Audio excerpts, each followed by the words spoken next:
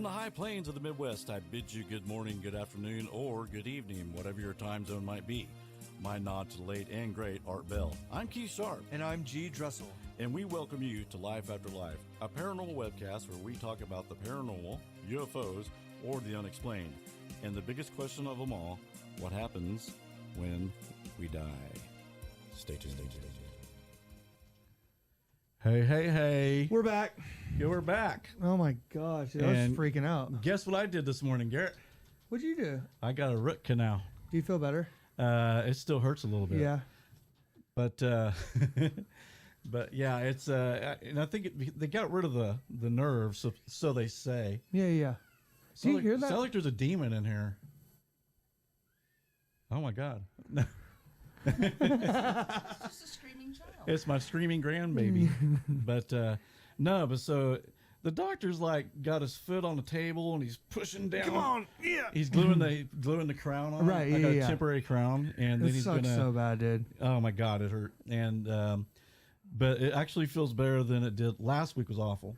Would you rather have a toothache or have an exorcism performed on you? Probably exorcism. Me too.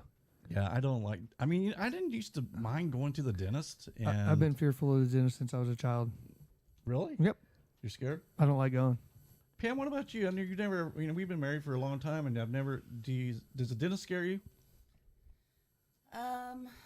Not normally, but my dental experiences have been pretty smooth for the most part. Lucky. Yeah. But is she just staying on the porch? That's okay. So, anyway. Hey, don't worry. I'll take care of that when I get home. Yep.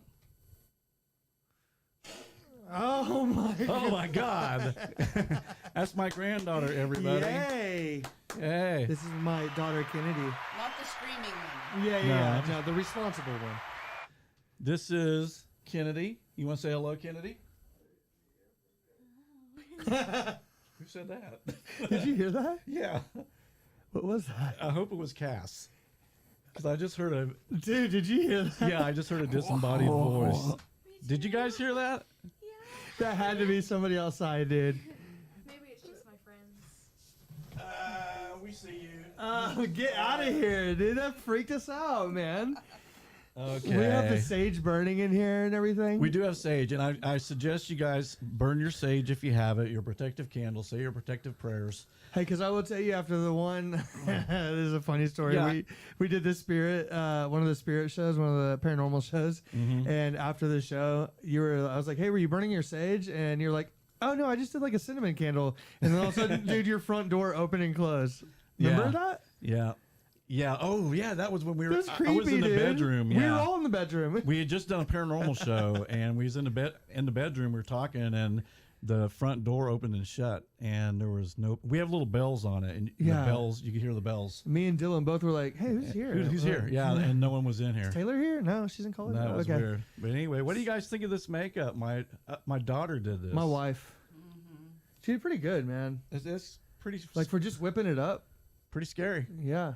We didn't have a whole lot of time, but we used a little bit of little liquid latex Yeah. and A little creativity. Little creativity. We didn't have the best makeup. And Cass kept going on and on about, well, I need the expensive makeup. Do you see what I deal with? This clown, 11 years. This clown makeup you bought, I can't do anything with this. Actually, we're going on 12 years, and this is what Yeah, dude, I had her for 18. Oh my God.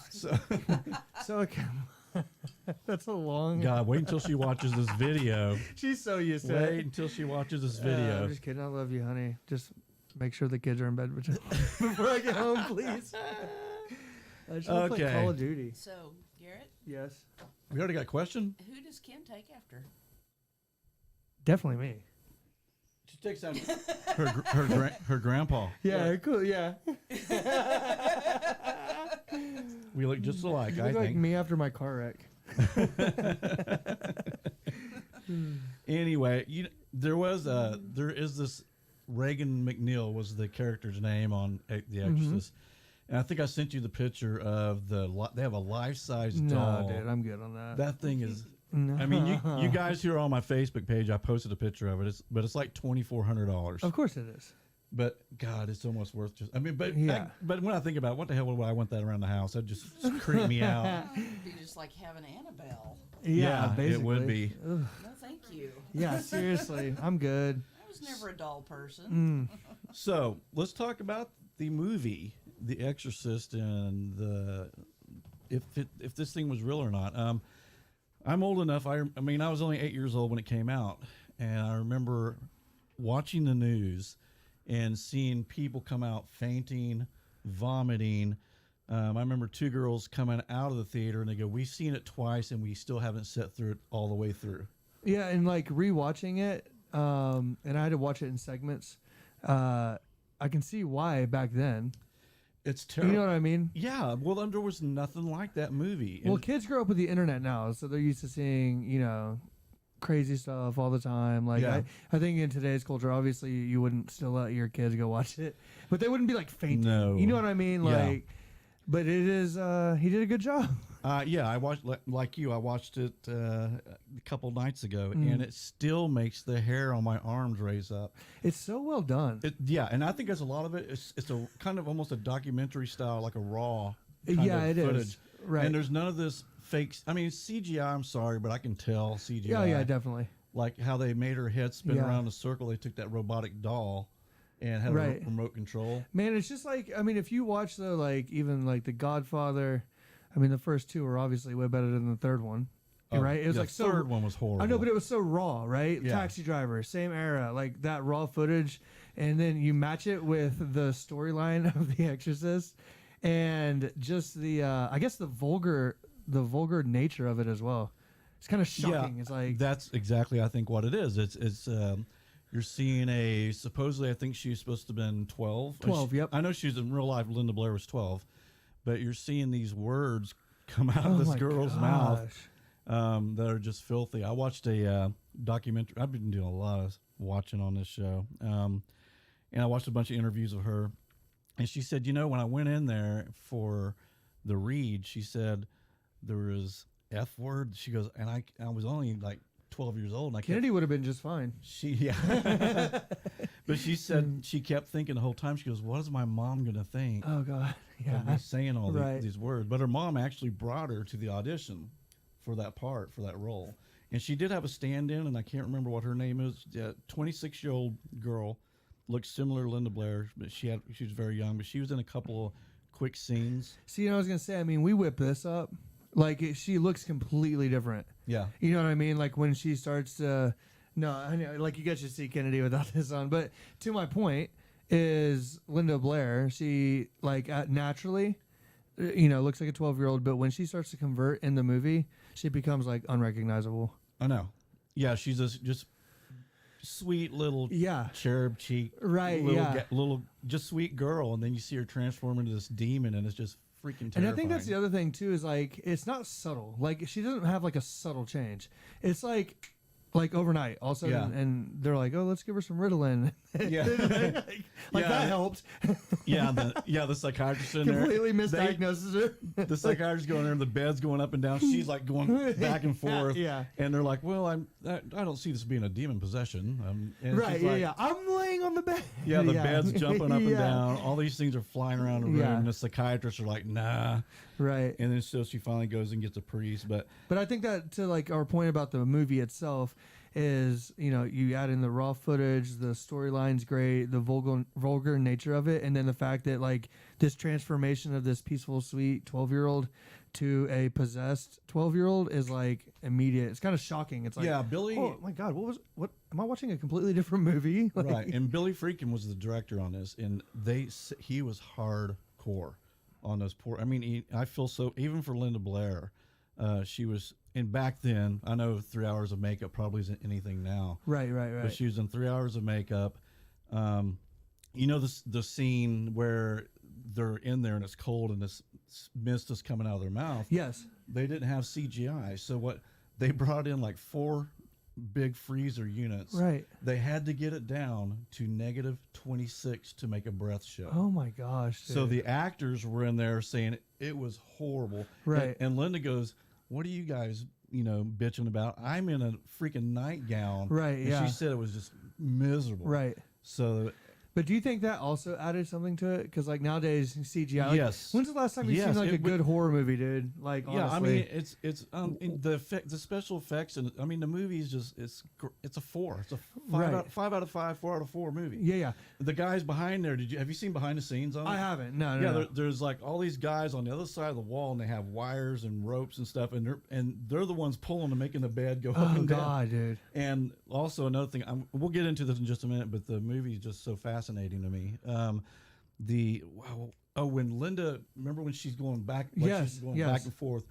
Linda Blair is saying it was horrible on her back. I'm sure. She said what they did is they took a cable, wrapped it around her. Oh. The guy was behind the wall. He goes, right, when you go forward, I'm pulling you back. Oh my God! And you gotta what? go, and then you got, and she goes, we got to get a rhythm going. And so What? she said, she goes, oh my God, she goes, it hurts so bad because she Cut. No, we got to do it again. Roll it again. Now let me tell you about this Billy freaking guy. What he did to get shots, which I don't agree with it. I think he was kind of a jerk. The last scene where the priest is giving the last rites to the priest who ran out the window. Right. Yeah. He did 15 takes of that, and Billy said, "The stills." He goes, "Do it. Make it look realistic." And he's like, "Billy, I gave him his last rites 15 times." And he said Billy took his hand and slapped him as hard as he could. So He said, badass, "Action." dude. And he said, and the guy said, "When you see my hand shaking," he goes, "I'm so angry because Billy just slapped me." That is so badass. And but he said, "I took all that emotion of my anger towards him, and I put it in the scene." I love that. Yeah, I mean, God, but that's horrible. I know, but knocking the guy. That's out. what I was saying earlier, though, about like the movie itself. Yeah, you look so sweet. Oh. She doesn't look sweet at all. Hey, you're gonna get the baby to sleep tonight, guy. No, but that's what I was like saying about the movie is.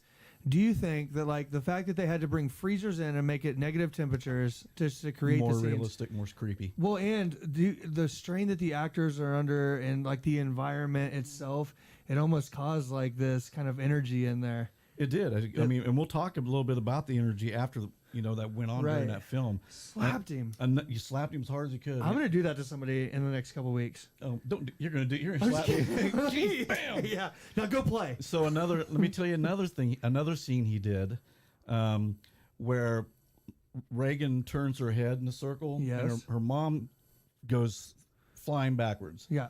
Okay. Was Ellen Burstyn? What was that? Ellen Burstyn. Ellen Burstyn played that part, and she also said the same. She goes, "So Billy ties a cable to me, and there's a guy behind the wall." Guy loved cables, didn't he? Oh, he loved them. And she goes, and we did this take, and she said he was pulling me so. And she said I would look at him going, "All right, the next time, don't pull me so hard, because it's really bothering my back." Yeah.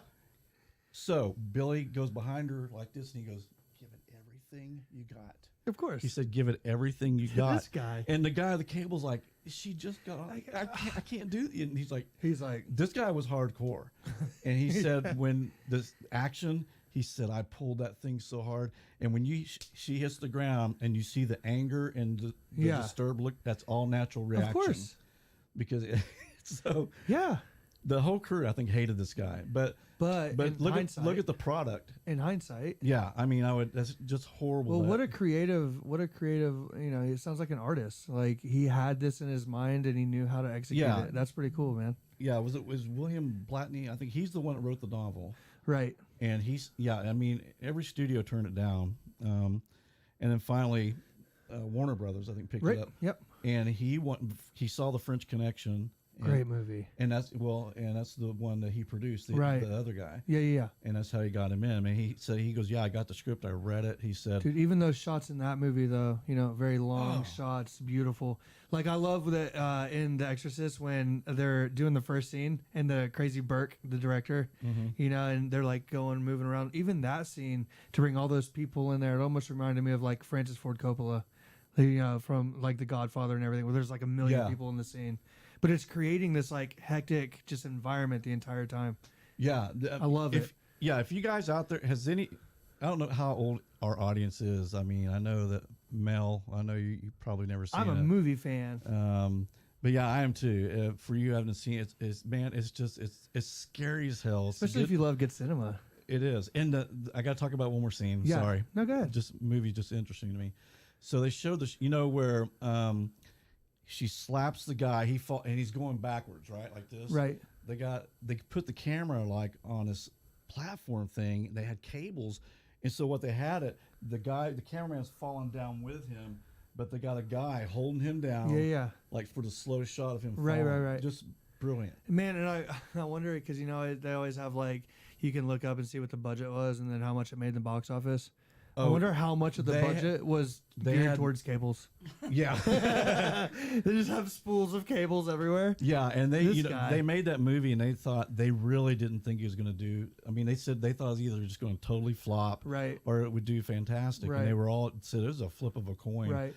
First of all, there were so many graphic scenes in it. They're like, man, and the people on the set are going, Billy, they're not going to show this in a theater. Right. You've got a little 9-year-old that's just cussing. Right. That's saying these swear words. I think Reagan was supposed to have been 9. Linda was 12 in the show. Right. Okay. But yeah, just unbelievable. I know. And I mean, if you think about that movie, I mean, even though they show it on HBO, Cinemax, I mean, if it was released today, I think there'd be boycotts. Right. There might be. I mean? Yeah.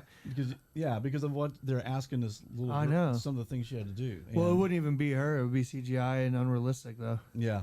So my brother Evan is like a horror movie connoisseur. He watches all of them, loves them.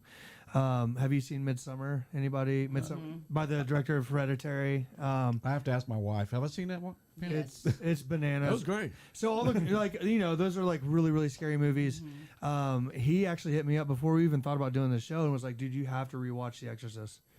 He's like, it's like even after watching Midsummer and another really good horror movie while we're on horror movies before we get in, Creep. You can get it on Netflix. Creep. Have you seen that? I have not, but I have heard. Really but it's like there's only 2 actors in it, and it's like realistic. Like it's with just a basic camera, so it goes to the point of this movie where like when you're watching The Exorcist, you're like, man, this like looks gritty and like real. I feel like we're Siskel and Ebert right now. Give a thumb up. Thank you guys. None this season, but it's such a good movie. But I mean, it's. To this day, it still raises the hairs on my arms. I couldn't watch it in one sitting because every time I heard like a kid coming down the hall, I was like, because you never know what's going to happen next. You don't know if she's going to be saying like F and C word and doing things. Was you watching it at work? No, I was watching it at the house. But yeah, and like when you say kids, because you train, right. He has a gym and he trains kids. I didn't know. In the break room watching. No, like at the house because they don't have no boundaries. So, anyways, every time I started to hear like something, I would pause it because I could not watch it because it's so like I never knew what was going to happen next. Yeah. That was. I feel like I walked in on you. You did. Yeah. I was like. And your mom was like, "Do not let her watch this." Yeah. Yeah, in fact, Kennedy, don't watch this until you're like 45. Yeah, please. You're so sweet. Just be cool. I mean, I was 12 when I saw it, and Times have changed, though, man. I'd never covered my eyes during scenes, and I actually were you when I was 12? Yeah, I was. Like I looked away. It was too much. What about The Shining? I thought I saw that in the movie theaters when it came out. Right. I mean, it was creepy, but there's something just evil about that Exorcist movie. Yeah, there is. Yeah. And I mean, I was even, even during my paranormal days when I was ghost hunting and whatever, I wouldn't watch it. Right. And I mean, I just got to the point now where it's like, okay, this is cinematic. It's not real. Yeah. And I don't think talking about it's going to cause anything because I question whether the story is actually true. I know when we're going to talk about all that. Right. But yeah, I watch it and not freak out now. Right. Yeah. But it still raises the hair on my arms. Well, let me ask you this: after like researching it and kind of doing a deep dive, and I know that you're like done with the paranormal, like ghost hunting or seeking out. I know you're done with it. You've retired. I won't invite anything like that. You've retired, and so. But I know for me, like if I had an experience, I might still do it because I didn't get in as like far as you did. And so, but after... If you do, just ask my advice. Well, the chances of me doing it after doing these shows with you, honestly, is like really low, like maybe 1%. But you came, I mean, when you came into my life at that time, I was in the middle of it, so you saw a lot of what... Oh, I did, and that's the reality of when you mess with that stuff, you invite it. It follows Right. you home. It stays in Well, your and I house. didn't know the extent of it, and so I even asked for the K2 with Larry. Yeah. And then we had our own experiences outside of here, and that's when it really verified it. And I was like, okay, so, but I'm just making a point. Like, after doing the research I did on this, I definitely am no for, like, ghost hunting and paranormal and stuff like that. Yeah. Yeah. It's. Getting to the point where you have to experience an exorcism and... I wouldn't. And you know why? I would be afraid that the demon would like go into me or something. Well, it won't. And we'll talk about that in a little bit. Yeah, and you're Catholic, so you know a little more about it than I do. You would think. And I had to like read up on it. It wasn't something that's like super talked about.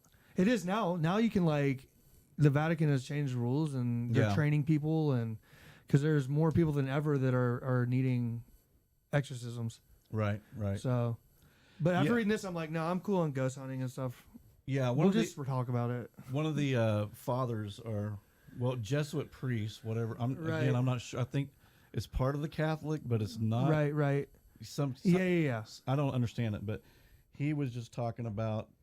He was 11 years old when it happened. He worked at that hospital, or he's at the hospital When the real thing happened, or when the movie? when the real thing was going on, and he read the notes from the priest who did this, and they're sealed. At the Vatican. Yeah. Well, no. They wouldn't do it. The Vatican actually, they didn't. I don't think they wanted to have anything to do with it. They did. Right. And so wait, this case it wasn't specifically? it wasn't approved. It was basically Because it started getting a lot of attention, right? yeah. And because, Oh, it wasn't approved. You said? no, they didn't go to the Pope or whatever. I mean, again, I don't know anything about there is Catholicism. protocol and a chain of command. Yeah. It doesn't go up to the Pope, but yeah, From what I understand, you have to get like you have to sign off on it. They didn't get any. I think they got one higher up. Like they didn't go to the bishop. You got to go to the archbishop. Decides, what's that called? That word? The cardinals? No, Decides or help me. I'm not going to. Anyway, they're another higher diocese. Branch. The archdiocese. Yeah, that's where the archbishop is. Okay, so I think they got like an okay from a lower, right? Yeah, I lower got you. group of people. But so Pam, well, they're probably like, just go do it. Yeah, like well, because he wanted to help the boy. Right. Yeah. So Pam, what's the chat looking like? Anybody saying anything before we start this thing? I want to know how many people have seen The Exorcist. Melinda's seen it. She doesn't feel like it's scary at all. Well, of course, Melinda's going to say that. Patrick McClure commented early on. He said, for Catholics, it's terrifying. Yes. He said people always like, why do you own so many guns? And I'm like, have you seen The Exorcist? That's awesome. Patrick also said zombie/Russian, same thing, and I just texted him back and said that's undecided. Yeah, I don't know. I mean, it's there. I do hear a lot of people say I've seen it, and I've heard even people say it's kind of comedy-like to them. Right. Well, I think today too, like for younger kids, you have to like really be into like film to like appreciate it, how it's made, and everything like that. And you really.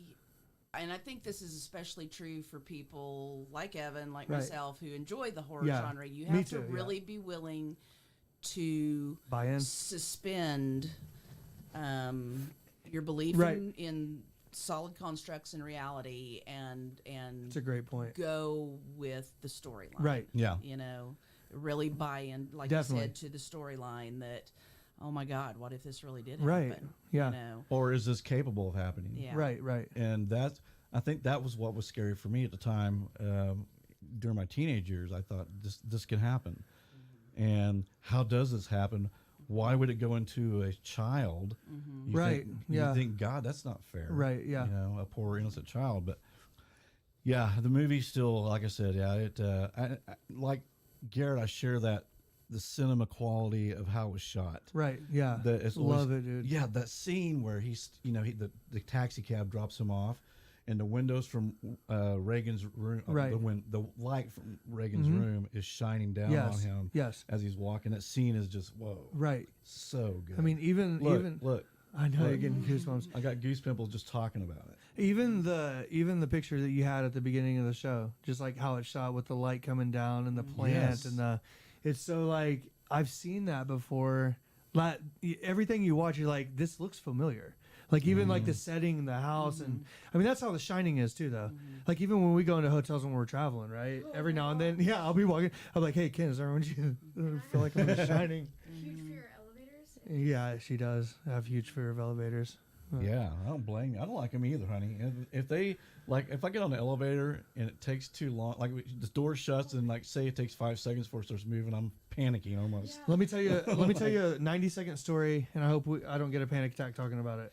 Is Kennedy has a huge fear of elevators, and we were in Memphis, and we got an elevator, and I looked at her, and we had a worker with us, thank God, and I said, hey, what if this elevator stopped working? Now, why would you say that? Dude, every time I say it's like my thing, dude. I say the wrong things. Like that. Hey, we get up to like floor 3 and it just shuts down, and we're freaking out, man. And like I have the baby, I'm sweating. I have my crutches. Kennedy has a broken leg with a, and Oh my God. and she is screaming like people outside thought that somebody's being attacked in there. I don't blame her. Here's the thing: we get out, we're on floor number 1. Wow. We got stuck on floor number 3, and in 12 minutes, somehow we got the door open. We're on the first floor. You're like the elevator game. Oh my God! Hey, look, our sage candle went out. Jesus, what is that? What is that one? That's another sage candle. Okay, so we're protected.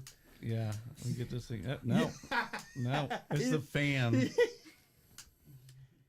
Okay, let's just get on with it. Okay, we got this. Hey, but no. If that one blows out though, we have to pause and burn Just it. say a prayer. Yeah, That's what we'll definitely. do. We'll all join in. It's fine, Kennedy. So we're fine. No, actually, honey, it's a fan. Yeah, you're good. This candle, actually, if you look at it, see, that's the wood is a wick. And Yeah, so I mean, that's come why, on. That's why it's hard for it to stay lit. Yeah. This candle, I mean, I've burned it before. It doesn't like to stay lit very long. Well, that's not cool. It smells good though. It smells really good in here. Okay, so shall we get started? Let's do it, man. Doon, doon, doon, doon. Okay. Of course, we'll get. Oh, also, is New Zealand out there, by the way? I have not seen her pop in. She's yet. been busy, man. She's been doing a lot of work on her channel. Yeah, I just wanted to tell her. I Shout, talked. hey, Sabrina. Oh Mona, yeah. Mona. Is Mona in the I chat? haven't seen Mona or Sabrina Oh, yet. come on. Hey, but we'll give him a shout out, dude. We will. Mona gave us a nice little donation. Thank I mean, you hey, very much, $5,000 goes a long way, Mona. We really appreciate it. Mona. Yeah, and then Mona's like, wait a minute, I gotta check my Well, bank statement. yeah. and then Sabrina Dowdy. You guys, hey, seriously, thank you so much, though. Yeah, thanks a lot. It does help. I just ran out of black ink today. And actually, I don't know if you noticed earlier in the chat room, but Georgina Thank you, Georgina, Georgina. thank you hit- so much. hit the All right. Cash App Yep. button. Is that We're what you we're call it? learning all this. But yeah, Georgina, thank you so much. We really appreciate that. Seriously. We love this show, though, man. Yeah, it's fun. I love doing this. Okay, so Hey, were you excited to get back in the saddle? yeah, my tooth still hurts, but it's like, okay, we got to do the show. Show must go on. Isn't Yeah. that the quote? I took some ibuprofen. It's not horrible, but it hurts. I just slap you and I'm like, all right, start the Oh show. my god, that would kill you. All right, hey, you want to read some of this? You want to try? Yeah, you have to stand up. She has a broken foot. Oh, do you have a broken foot? Yeah. Just sit down, baby. Yes. It's okay. Yeah, you didn't know that? All right. Broken leg, broken foot. Yeah, I mean, she got it all. Okay, The Exorcist. The incident that inspired both the 1971 novel. No. In 1973 film, The Exorcist took place in 1949 and centered around a teenage boy who has never been formally identified, called Robbie, among other pseudonyms. I've heard him called Logan. I've heard him called Rogan. Yeah. It's weird because you start wondering, am I reading the right story? 'Cause I know, I know. And you know, they to this day, that like I said, that case has been sealed. They, of course, leaked some of it out. Right. But they've never, ever identified that boy's name. Now, Probably can't, right? well, one of the priests said he did keep up with him. He went on to live he started working for NASA. Right, I saw that. Ended up having a wife and family, and Which everything interesting was because I don't know if you realize this, but there's an astronaut in the movie. good. Oh yeah, that's right. Yeah. That's the guy that dies. Yep. Isn't it? Yeah. Yep. Hey, so She yeah. goes, "You're gonna die." Yeah, you will die tonight. Yeah. Anyway, okay, back to it. And let me get my glasses, Garrett. I hate getting old. I advise everybody don't get old. All right, so let's start over. The incident that inspired both the 1971 novel and 1973 film, The Exorcist, took place in 1949 and centered around a teenage boy who's never been formally identified, called Robbie. It'd be funny if his name really was Robbie. Among other pseudonyms, the boy and his family lived near Washington, D.C. and had close family ties to the St. Louis area. Aunt Tilly, one St. Louis family member, and she was very close with Robbie. And she was interested in spiritualism and the occult, and some reports claim that she introduced Robbie to the Ouija board, a game conceived of during the late 19th century when spiritualism had become a worldwide new religious phenomenon. Now, I'll stop there for just a minute because, at first, after I read some of this, I thought maybe this is a hoax. But when you start bringing Ouija boards in the equation, then it becomes... I thought the same thing. Then it could be... Kennedy, are you checking on the sage candle? The sage candle's fine, honey. Just honey, it is. Let your grandfather read. Let your old granddaddy read. Granddaddy's doing a show. All right. So anyway, this aunt passed away. And in his grief, the teen allegedly tried to contact her spirit by using the Ouija board. Bad move. Oh, my God. And strange things began to happen in Robbie's house. Okay, so on January the 15th, 1949...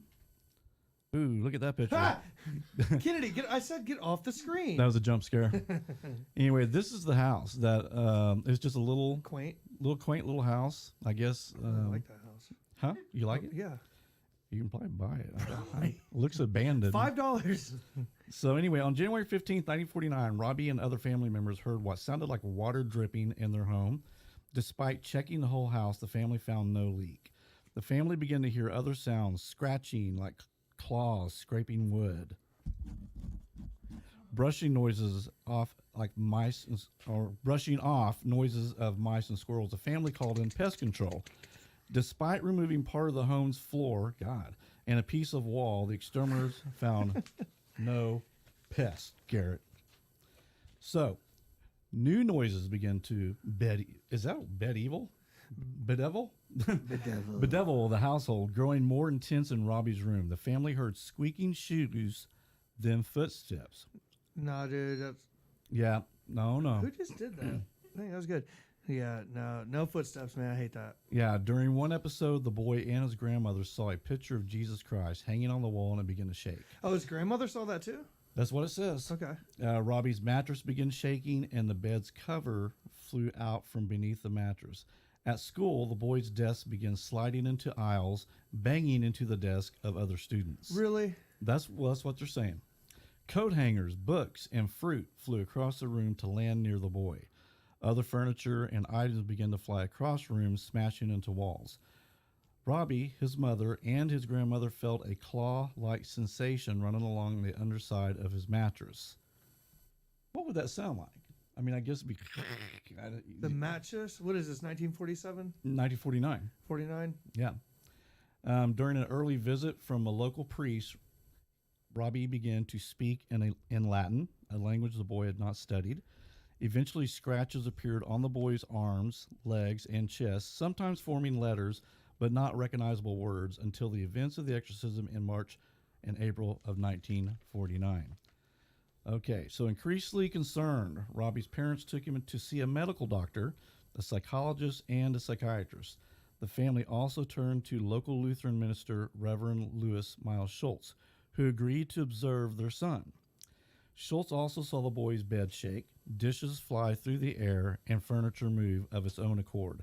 Even after inviting Robbie to stay at his own home, the bizarre events continued and escalated. So this thing followed him. Right. Ugh. At a loss, the minister suggested that Robbie's parents turn to a Catholic church for help. The family approached a local Catholic parish, St. James, for help. The church's assistant pastor, Reverend E. Albert Hughes, prayed with the family and offered holy water and blessed candles for use in their home if the events begin again. While Robbie's mother attempted to use the blessed items as instructed, the holy water flew across the room one evening, smashing into the wall. The candles either blew out on their own or the flames shot up dangerously, just like our candle. Yep. I'm teasing. Don't get scared. I'm just joking. It's okay. All right. One source indicates that Hughes visited the home. Sources claim Hughes was so shaken by the visit that he reached out to Patrick O'Boyle, the Archbishop of Washington, D.C. So if I stop there, the Archbishop, that's the... No, I think that's what you have to do. Okay. I think that's, and I mean, this is nowadays. I'm assuming it hadn't changed.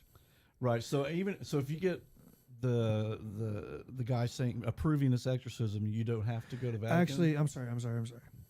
I think nowadays, this is what I was listening to today. Okay, they've changed the rules in I think 2012 to make it easier to perform exorcisms. I think then the archbishops were supposed to send it to the cardinals, and they were supposed to do an investigation in Rome and then send it back down the chain of command and pass off on it. Oh, okay. Okay, does that make sense? Yeah, absolutely. Yeah, because you had to go to Rome and get trained even to be like that's the only place you could necessarily like go and like follow a legit I don't know what they call those guys, the priests that perform exorcisms. I don't know if there's a name for them, but you would go to Rome to do that. Exorcist? So do what? Is that what The Exorcist? is that the Exorcist or No, yeah? Because I don't think. Well, I guess so. Maybe there the is Exorcist and the Exorcist. I see what you're going. Yeah, and the Exorcism. Okay, that makes more sense. Yeah. But the research I did, the Catholics were. Is that what you say? The Catholics? Yeah. Okay. We're saying. Don't be disrespectful. I'm just kidding. No. Yeah, it's called the Catholics. No, that they didn't. They thought, we don't want to give Catholicism a bad name. They thought the Exorcist thing was like, I don't want to mess with that. That's going to make us look bad. Right. But I wouldn't. They believed it. Yeah, I know. But I mean, and that's the thing is like, you would think that they would be, let's get in there because they believe in Satan. They believe in the devil. Right. And they believe in possession. So I kind of wondered why it took these guys. Well, because also though, there's like seven parts that you have to pass off on as a priest when you first encounter somebody that might need one, right? Right. And they're pretty stringent. Like the last person to believe in the exorcism itself should be the priest. Yep. Like everybody around should be like, let's do this exorcism, and the priest should still be skeptical. So they approach it from a skepticism, point of view. And so I think that obviously they take it like very seriously. And so they didn't necessarily want, because a lot of this stuff was even today, a mental illness, maybe it's a drug addiction. Yeah, and they have to check all that stuff, right? I mean, they've got to go through. But if the boy was, he was already examined by a psychiatrist, psychologist, and a reverend, and so I guess that would be enough proof, right? Well, and some of those this: questions, do they have their own psychologists and people that usually check, or do they say just send him to a psychiatrist and we'll get the report back? Man, I bet they do now. I bet they do now. Yeah. But maybe they don't too, because for me, like as a Catholic or even somebody that like runs an organization, I wouldn't necessarily wanting doctors that are on my payroll. If you were covering it, now insurance will cover it. Right. But I would want them to go to just anyone that they so choose. You know what I mean? So, okay, while a debate continued about whether Hughes attempted to perform the rite of exorcism, a sacred and rare Catholic ritual, between February and March of 1949, it appears Robbie underwent psychological and physical testing. If I would have read, we would have got that right. Okay, physical testing at Georgetown University Hospital. When the test failed to turn up any elements, the boy was sent home. Robbie's mother, convinced that an answer might lie with Aunt Tilly, took the boy to St. Louis. Who had passed away, or no? She's the one that passed away. Okay. And they stayed with relatives in Belnor, a northern suburb. The bizarre happenings followed them to Missouri. Now, I've read also in my research, reading this, is that scratched on the boy's stomach was Louis. Interesting. Not St. Louis, but Louis. And the mother took that as maybe that's a sign for us to get out of here and go to St. Louis. Prevalent Catholic town. But I would also think if that's being scratched on me, I would think the demon's saying, hey, go to St. Louis. I can really get you there. Yeah. Like, I don't know that I would listen. I wonder if it was anything Latin, though. I don't know. No, I don't think so. It just said Louis on the guys. Yeah, I know, but I wonder if, like, in Latin, there's something for Louis. I don't know. Because Latin, obviously, is what? You know how the fallen angel of Satan is Lucifer? Yes. He goes short for Louis. Louis? No, hey, I mean, maybe. No, but everything I read, it had nothing to do with meaning a Latin thing. It just, the mom took it as it says Louis, so we're going to go to St. Louis. That's really interesting. Yeah, I read that. But, the hard thing about this case is I must have read 10, 15 articles, watched a whole bunch of stuff on it, and a lot of them are a little bit different. Right. Some of the facts are different than... And they would be. It's kind of like Delphi, where it's sealed. So we're depending on people that, Right. Okay, so after Robbie and his mother arrived in St. Louis on March 9th, 1949, Raymond Bishop S.J., a Jesuit teaching at SLU's department, now School of Education. Great school. Is it really? Yeah. Okay. Visited the family. One of Robbie's cousins, a university student, had informed Bishop about the strange events.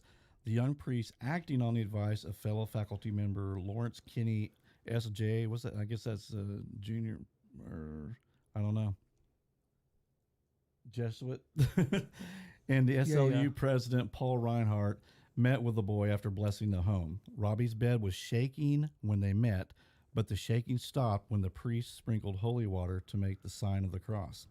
Returning to SLU, Bishop sought out William Bowden, senior pastor of Francis Xavier College Church, SLU's spiritual home. The 52-year-old Bowden, a World War II veteran with extensive teaching and pastoral experience, visited Robbie 2 days later. During the visit, Robbie suffered long scratches in the shape of a cross, and objects including holy water flew across the room. Bowden and Bishop sought permission from St. Louis Archbishop Joseph Ritter to perform the formal rites of exorcism, and Ritter agreed.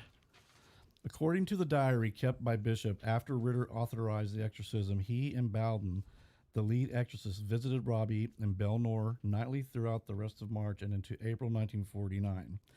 Other Jesuits and scholastics, including Walter Halloran, William Van Roo, John O'Flaherty, and Joseph Boland, also assisted during the month's rites. As the priest prayed, Robbie's reactions became extreme. Writing in his diary on March 18th, 1949, Bishop noted, "The prayers of the exorcism were continued, and Robbie was seized violently, so he began to struggle with his pillow and the bed clothing. The arms, legs, and head of Robbie had to be held by 3 men.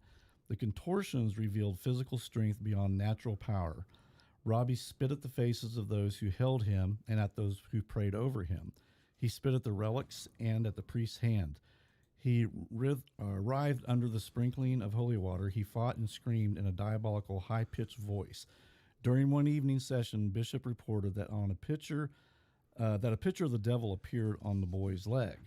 On another, the word hell manifested on his chest. The boy punched Halloran in the face, breaking his nose." Now, that's a true fact, because I saw that particular priest he's like 150 years old. Right, yeah. But he said, yes, he goes, I would sometimes just go visit Robbie and just talk with him. He said he wasn't always possessed. He said, right, yeah. And we'd have good conversations. And he said, as soon as the other priest came in and started saying prayers, that he just co-cocked him right in the jaw. Would he remember? Like, would Robbie remember? No. Okay. No. That's important. That's something we'll talk about too. Okay. Okay, so the process moved to Belnor House to other locations in St. Louis, including the Rectory of College Church, the Alexian Brothers Hospital. Okay, changing locations did not alleviate the boys' torment. While making the stations of the cross outdoors at the retreat center, Robbie attempted to jump off a high bluff overlooking the Mississippi River. Wow. Halloran managed to tackle him before the boy jumped off the cliff. Okay, and was saying that, I only read, all the research I did, I only found that in one story. That's interesting. It wasn't mentioned, so it's hard. It was so hard to verify anything. Right, for sure. And then this story is gonna be hard to verify, just for they sealed it.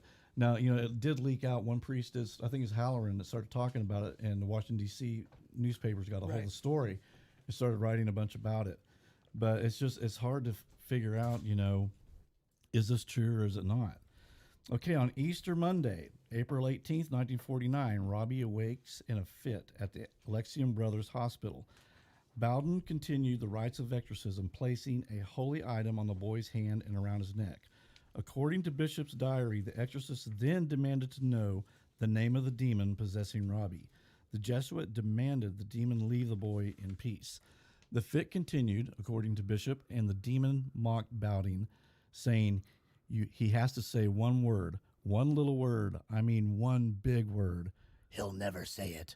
I'm always in him. I may not have much power always, but I'm in him. He'll never say that word. Bowden and the priest assisting him persisted. Shortly before midnight, the priest heard a different male voice coming from Robbie's, and this was noted in the bishop's diary. Before we go on, though, I want to say they brought in the Michael the Archangel statue, and they put it next to his bed. They even brought the Mother Mary that was down in the lobby up to the 5th floor, and they put it right outside his door. Yeah. Right? Yep. So demons don't like that. No, they don't. So this is very interesting because this is what Robbie said, or this is the voice that came out of Robbie, which was different.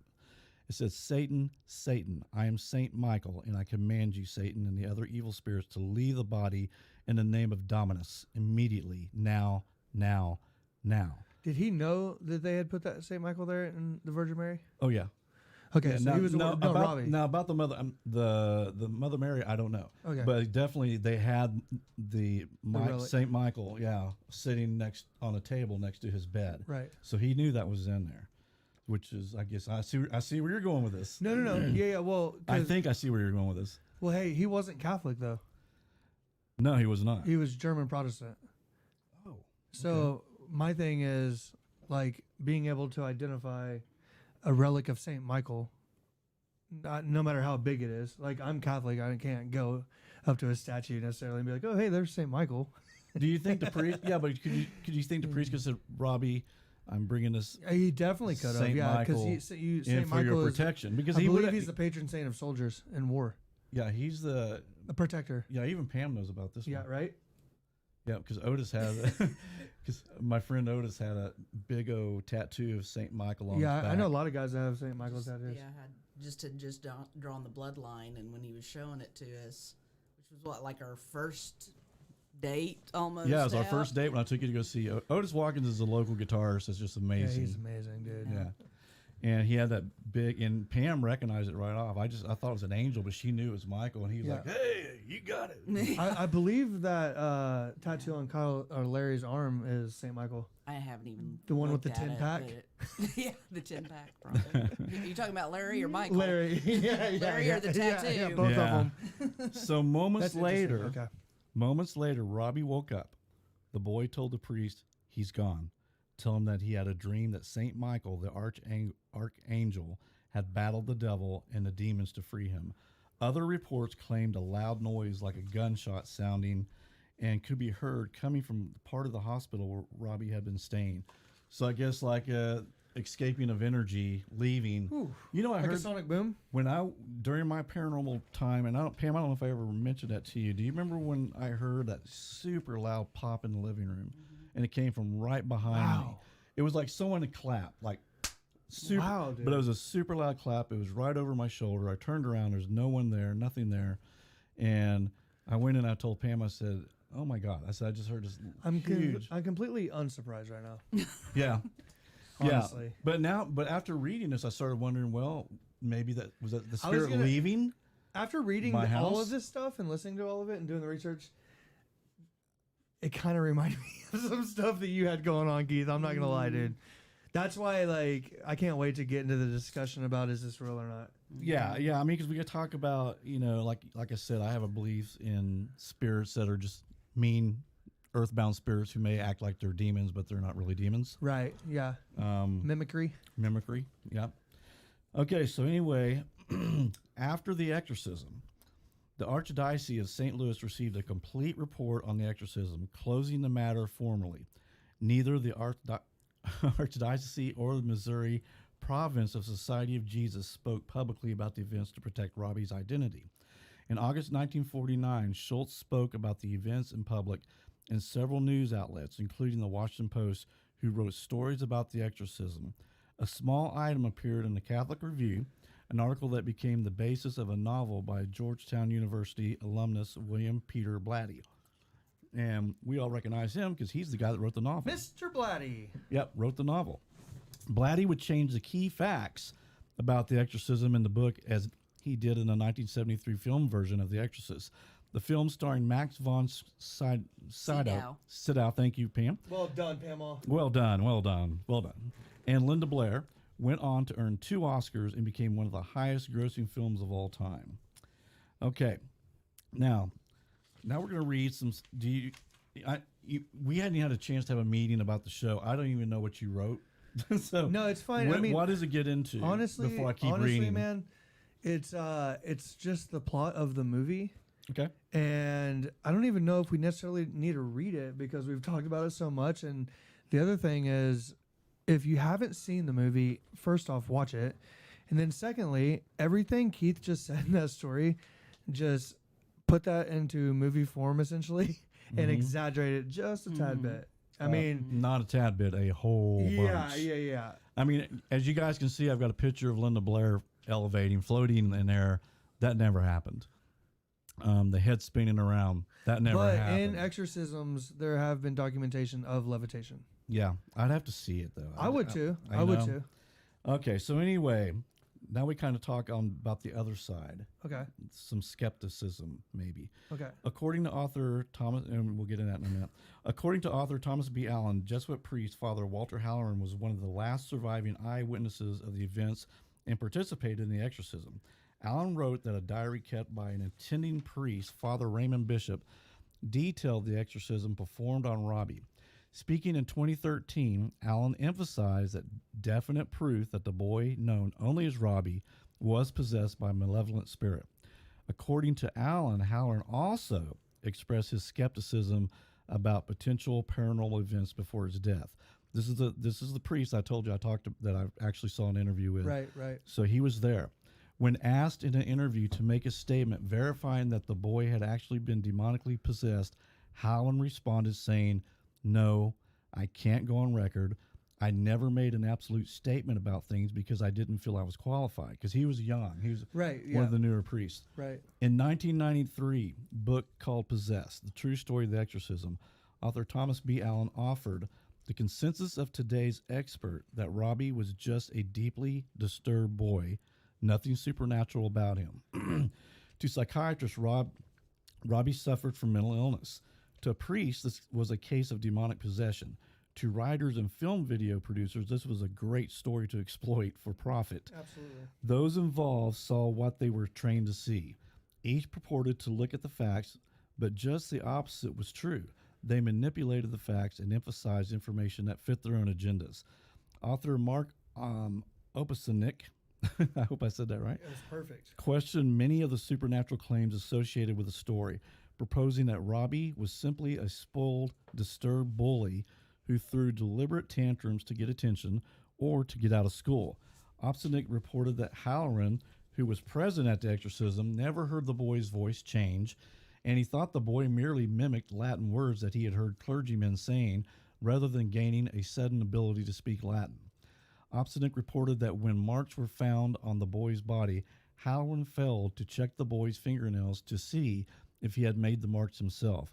Opsinick also questioned the story of Hughes' attempt to exorcise the boy in a subsequent injury, saying he could find no evidence that such an episode had actually occurred. During his investigation, Opsinick discovered these things. The exorcism did not take place at 3210 Bunker Hill Road in Mount Rainier, Maryland. The boy never lived in Mount Rainier. The boy's home was in Cottage City, Maryland. Much of the commonly accepted information about this story is based on hearsay. It's not documented and was never fact-checked.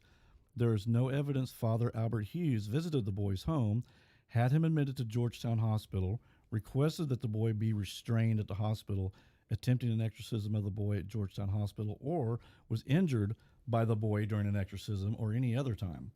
There is ample evidence refuting claims that Father Hughes suffered an emotional breakdown and disappeared from Cottage City community, according to Opsinick. Individuals connected to the incident were influenced by their own specializations. Opsinick wrote that after he located and spoke with neighbors and childhood friends of the boys, most of whom he only referred to by their initials, he concluded that the boy had been a very clever trickster who had pulled pranks to frighten his mother and to fool children in the neighborhood. skeptic Joe Nickel, and you can look at videos of Joe Nickel. It's all over, where he talks about how this whole thing was faked by the kid. Right. He wrote that there was simply no credible evidence to suggest the boy was possessed by demons or evil spirits, and maintains that the symptoms of possession can be childishly simple to fake. Nickel dismissed suggestions that the supernatural forces made scratches or markings or caused words to appear on a teenager's body in unreachable places, saying a determined youth, probably even without a wall or mirror, could easily have managed such a feat. If it actually occurred, although the scratch messages proliferated, they never again appeared on a difficult-to-reach portion of the boy's anatomy. On one occasion, the boy was reportedly seen scratching the words hell and Christ on his chest by using his own fingernails. Okay. So someone supposedly saw him do that. Nothing that was reliable reported in the case was beyond the abilities of a teenager to produce. The tantrums, the trances, moved furniture, hurled objects, automatic writing, superficial scratches, and other phenomena were just the kind of things someone of Robbie's age could accomplish, just as others have done before and since. Indeed, the elements of poltergeist phenomena, spirit communication, and demonic possession take both separately and especially together as one progressed to the other, suggests nothing so much as role-playing involved trickery. Nickel also dismissed stories of the boy's prodigious strength, saying he showed nothing more than what could be summoned by an agitated teenager, which we know what that's like, and criticized popular accounts of exorcism for what he termed a stereotypical storybook portrayal of the devil. And so that's the case. There's a lot to unpack there, Keith. That was. Are you ready to debate? Yeah, just a second, though. I just wanted to show... Yeah, the makeup in this is just incredible. Do you agree? Man, yeah, and I think just unbelievable. To the point earlier is like that could be a 26-year-old woman on the right. Right. I mean, it looks so vastly different. Yeah, I mean, they just took this innocent, sweet-looking little girl and just turned her into a monster. Yeah, there's like a 3-minute portion, and all of a sudden she's an animal. Yeah, yeah. So anyway, let's talk about this a little bit. Where do you stand? Man, like I said, I read so many articles that all said different things. So it was hard. I couldn't really validate anything because, I mean, there were some that were similar, but there were some, like he said, he tried to jump off a cliff. Right. I never, in the other articles I'd read, that was not even mentioned. I would think that would be mentioned. Yeah, definitely. I know for a fact that the father used to take the boy from the 5th floor. He'd get him outside and they'd go for walks. And I think that would have been the time to mention that. Right, yeah, they definitely. said that Robbie was when he was not playing demon possessed, right, sweet kid, and they would walk around the grounds just so he could get out and get some exercise. And he said he liked the guy. He thought he was a good kid. Yeah. But I could not. I only found that in one story where it said he jumped off a cliff. I think everything. Okay, first of all, let's talk about the movie. Are you okay? Are you possessed by the devil? It still freaks me out when I look up. I'm like, oh. Every time I look over there, I'm like, ugh. But no, so the movie. Let's talk about that just for a little bit. I know we talked about it a lot, but we'll make it brief. Like I said earlier, the head twisting around, and we know that can't happen, right? Right. So the levitation didn't happen with this boy. Now I know you said some exorcisms they said it does. So we'll talk about some of them. Yeah. Now the things that were similar, the bed jumping up and down, they said, but also read verbally. Also read another article where they said the boy, if he was to jump up hard enough on the bed, that he could make the bed shake. Yeah, definitely. So it looked like it was either poltergeist or demonic. Right. One of my questions would be, they saw him scratch the word hell and Christ with his own fingers, right? Mm-hmm. So that would stay for like at least 3 or 4 days, right? If you scratch that into your... because it depends. It's a superficial scratch. I'm sure he probably didn't even draw blood. I bet it was just a welt. Right. But like in the exorcisms I've read about, like that can be verified, is messages, letters, symbols that appear and then supernaturally vanish once the episode's over. Right. So I would love to know if like those stuck around or not, because and that's what's so frustrating about this, because the case was somewhat sealed. We don't know if what we're reading is fact or not, whether it's saying it's real whether it's saying it's not real. But yes, I could actually. Here's another thing I read. He told kids after this happened at school, he goes, "Man, I just did that because," he goes, "I got out of school for a month." Right. Now he said that too. Yeah, but also like if I just got through being in a mental hospital with priests surrounding me and praying over me, and I'm like knocked some guy in the nose, and probably words gotten out that I'm like, something's going on with Robbie. When I got back to school, I probably wouldn't want to be known as the demon kid. Right.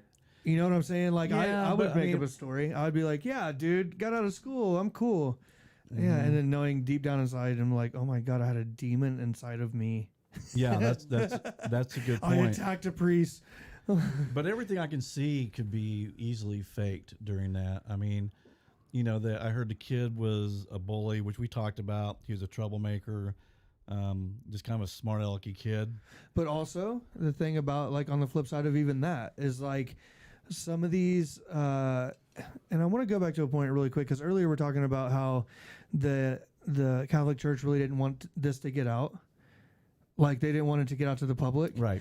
I mean, the number of exorcisms that are happening in today's society is like probably 1,000 times more than what back then, right? Mm-hmm. How often do we see on the news that, or like in popular culture on social media, that somebody's been exorcised? Like, you hardly ever see it, but we know it happens. Right. And so one of the reasons why is because that's giving the demon more control over humanity. And essentially that's what a demon's job is they want to block God's impact on humanity. And so when we're reading this about the reason why it's sealed and stuff like that, I think that there's a reason behind it. And so and it can be frustrating because a lot of this stuff you can just make up, and people have tried it, right? I'm sure the people that are researching this have gone back and jumped on the bed on their back and tried to scratch themselves. But as per like exorcisms that are happening and priests that are talking about their experiences, in their eyes, and again, these guys are supposed to be skeptics, these things are paranormal, essentially. You know what I mean? Yeah. And so, like, when I'm hearing he's a bully, I'm thinking in my head, so he has trouble, right? He would be maybe he did mess with the Ouija board or have something, a crystal, or be associated with the occult in some way, right? Right. And that's who becomes susceptible to a demonic possession. Right. And that's like I said at the very first, I said after I heard about the Ouija board, then I thought, okay, this could be possible. Oh, wait. Okay. So let's backtrack really fast. Okay. So in the movie, there's a Ouija board, but you're saying that also Robbie did mess with an Ouija board. Yeah. His aunt, him and his aunt were really, really close, and she was into spirituality, and she taught Robbie how to use a Ouija board. Okay. I did read that correctly. Okay. Her and Tilly, or him and Tilly, would have these little sessions in his room, and they'd play with it. Probably think it's just a toy, right, or whatever. And after she passed away, which he was devastated because his favorite relative, right? He tried to contact her with a Ouija board. Of course. And God bless. Yeah, which you know what this is like, man. Oh yeah, I do. And you also know about getting bit on the leg. Yeah, I know most people don't close their sessions on the Ouija board. They don't know that to do that. He's a kid too. Exactly, that's what I'm saying. Right. Yeah. So what I was saying earlier is when I said, I thought the kid was trickery, but now if you're asking me, I think it could have been possible. I lean a little more towards paranormal now because you mess with a Ouija board, you're inviting some type of evil entity in your house. Well, and also like when you're talking about everybody that witnessed it was talking about it from their perspective field. Like, of course, a psychiatrist, and I mean, especially nowadays, but even then, a psychiatrist is going to try to obviously explain this away with some sort of mental disorder or drug. Yeah, because that's what they are. Like, but the job of the priest, if trained and done properly, they shouldn't have just been passing off on like levitation. Like, you know what I'm saying? Like, they're investigating this. So that would mean that they would go probably do investigations like, can I bounce myself off the bed like this? Can I, you know what I'm saying? Yeah. Yeah. And so it makes sense. Like, I love that you brought that up. So, but a lot of priests also bring up that 90% of what they investigate is usually mental illness. Oh yeah, definitely. So definitely. In fact, they say it's very, very rare to have a real possession. Well, and so that's why, like, I've been, I sent you something earlier about, and I was like, I think I talked to you on the phone. I said, hey, listen, it's like a 55-minute lecture at Seton Hall, so it's kind of boring. But if you're Catholic and used to listening to a sermon at a church, you're like used to it. And so, but Father Vincent Lampert, this guy's amazing. He is with the Archdiocese of Indianapolis, and like he's so good now and so well trained. So he spent 3 months in Rome. Okay, he got to see experience 40 exorcisms with. It's a famous priest. I can't remember what his name is. I should have written it down. You can look him up. Just write famous Italian priest who does exorcisms or something. Right. But so he did 40 live exorcisms, came back and has continued to do them. And he said that back then it was like, he would get like 3 or 4 calls a week and he would go deal with it. Then all of a sudden it got to like 35, and then nowadays it's like 100 calls a week. Yeah, they said it's went up. It's went up a lot. A lot. Yeah. And but definitely go look that guy up because his take on it is so interesting. But I think what we're encountering now is back then they didn't have the wealth of knowledge that we had. Like, you know, he's able to reach into the psychological part. He's able to look at medications, and he's able to really do a deep dive in a real investigation. It's kind of like the Black Dahlia case and the Zodiac case. Like, if those detectives had what we have now, they probably would have looked at this kid and been like, okay, like, stop messing around. Or what medications are you on? Or what have you been diagnosed with? Right. So, I mean, it just makes it that much more murkier. Yeah, it does. I mean, so what evidence do you think a priest would need to say, okay, this isn't mental illness? I mean, from a science standpoint, with me and Pam being in the medical field, right, and we've dealt with mentally ill people. For sure. I can see a lot of exorcisms being just like, wow, this guy needs psychological help. Right. He needs to be on some medication. Definitely. But the thing is, the levitation thing fascinates me a little bit. You said that. Yes. Now, here's what I'd like to see. Has any priest, do they ever film these exorcisms? No, I don't think they do because, like, they need to. I know they do. Prove it to people. I know, but people, they don't want to prove this to people. Like, from the Catholic priest standpoint that are working in these things, every time, like, if you bring a relic, then you're getting the demon out of there. Demon does not want to be around holy water, does not want to see the crucifix, does not want to hear the priest pray. If you start pulling out a camera and videotaping it, that's what the demon wants. The demon wants everybody. He wants to infect everybody. And so that's where I'm getting at, because I thought the same thing. Another reason why is because they didn't want the people that they were saving to, and I shouldn't use the word saving, that they were exercising, I guess. They wanted to keep their confidentiality, obviously. So the first thing I thought in my head was blur out their faces or something, right? Like, we can tell. But then as I listened to Father Lampart, who, again, man, like, I love, like, for me being Catholic, when you get a priest that can give a good sermon, it's like being in a classroom. So I love it. But that's where he comes back and he says, I can't videotape them, right? Like, we can't give that kind of credit to what's possessing this person. And so that's why. Yeah, but I don't know. I would figure out a way to hide hidden camera. You would, but if you're going through that and you were in that room and it was a real case, you would be like, okay, whatever you say, priest, because the priest is the one that's talking to the demon, not anybody else. I know, but I mean, you see those debates where you got a priest, and I watched a couple of those too. Right. The non-believer and the priest. The priest is trying to prove to the non-believer, yes, the boy is exercised. The other guy's saying, no, prove it to me. Right. Can you prove to me that's not mental illness? If the priest had video, let's say like you said, block out the face. It's not his mission, though. It's not his mission. I know, but to prove himself. Yeah, but I would, as a priest, I'd want to say, look, guys, this is real. Right. Well, and I guess you do have a point, though, because it would go towards the spirituality debate. If I see somebody levitating, yeah, for sure. but you're a believer in something.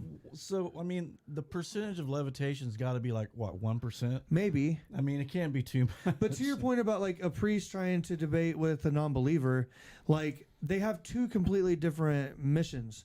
Like in that debate, like the non-believer is trying to say, hey, I don't believe you. I want facts. Show me the video.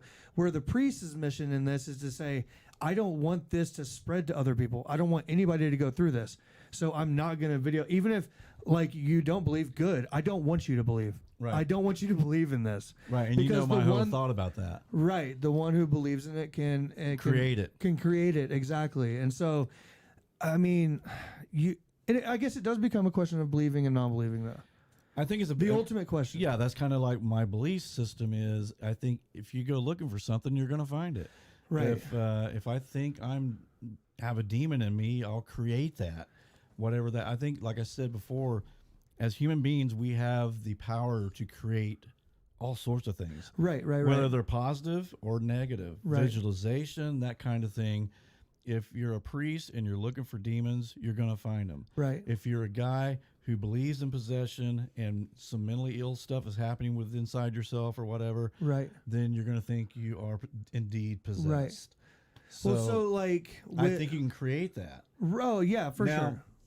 The other thing is that baffles me a little bit besides levitation is if you've got a kid who is speaking fluent Latin, right, or speaking a language that they've never spoke before. Now they said with Robbie, what they think is he heard the clergyman using certain words, certain phrases, kind of clinged on to it, and he clinged on to it and he repeated it, and then they say, oh, the boy's never you know, he doesn't know how to speak Latin, but he was just repeating what he's heard. Right. No, absolutely. Well, and Father Lampart would tell you that like the best way to not have this happen to you is to have a relationship with God. And let me finish really fast, guys. So have a relationship, because this is a touchy subject. I never talk about religion at my work or with anybody.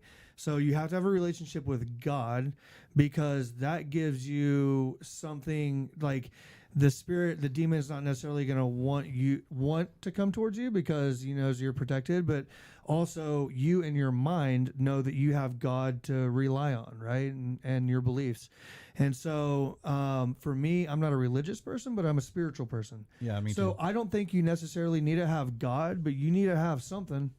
You need to have something in your mind, because what you're talking about is people that start going down the rabbit hole that are susceptible because of their lifestyles or because of drugs or because of past trauma, which we'll talk about. Because people that have experienced exorcisms oftentimes have past trauma that the demon can cling onto and utilize as a tool inside their head, right? Mm-hmm. And that's where the possession really gets bad. And so, yeah, it's very interesting stuff, man. It's deep. It's crazy. So do you believe in demons, or do you think they're earthbound spirits that are just pranking people? Well, isn't that a demon though? Like, no. There's some things coming in from chat that I want to bring in real quick. Go ahead. Patrick McClure, seriously though, do you think reading and researching this topic can somehow invoke or invite a demon into your life? Maybe that's another reason these things are sealed. Question. Yeah, and that may be why we only have 18 people in the chat room. I don't think it can. Here's what I think. I think it can if you let it scare you enough. Right, yeah. If you have a belief, like if you can come in here and talk about demons and you know, okay, I don't believe in demons, or even if I do, but like you said, I have a spiritual relationship with God, I feel like I'm protected. If I believe in my heart I'm protected. Right. And I don't think anything could enter me. Right. I think you have to invite that thing. Right. You know, whether like you said, you see a lot of, and we see this all the time. Yeah. People playing with Ouija boards. They don't know what they're doing. Yeah. They don't know what they're doing, and they're bringing. Now, I'm not saying it's a demon, because it could be just a nasty earthbound spirit, which I don't think is the same thing as a demon. Well, I shouldn't have answered so impulsively, because I tend to do that because of my own beliefs, because I'm strong in my beliefs. As you guys have probably realized, I'm very bullheaded sometimes. And so for me, but I think that question is pretty broad, right? Mm-hmm. So actually rethinking it, yeah, I think that by reading and getting into it, you could invite it if you aren't strong in your beliefs. So I'm glad you brought that point up. Yeah, absolutely. So to answer his question, yeah, absolutely. And your beliefs, I don't want to make this a Christian thing, or I mean, you can have I have a belief in my kids. Yeah. Right. And so I have a belief in my work. And so Like that in if itself. you put faith in anything, Right. like a demonic Right. clown, then eventually I'm going to see a demonic clown. I'm going to create this Well, it goes being. back. It goes back to the energy, like the last paranormal show we did, which is gaining a little traction. By the way, if you've been looking at the numbers, I want people to watch all of our paranormal shows because in every single one, there's a common denominator, and it's energy, and it's like the holy water. Yeah. You know, the reason why holy water, and dude, that was so mind blowing. And I talked about that before, but I went home to Cass and I was like, did you hear the thing we talked about with the holy water?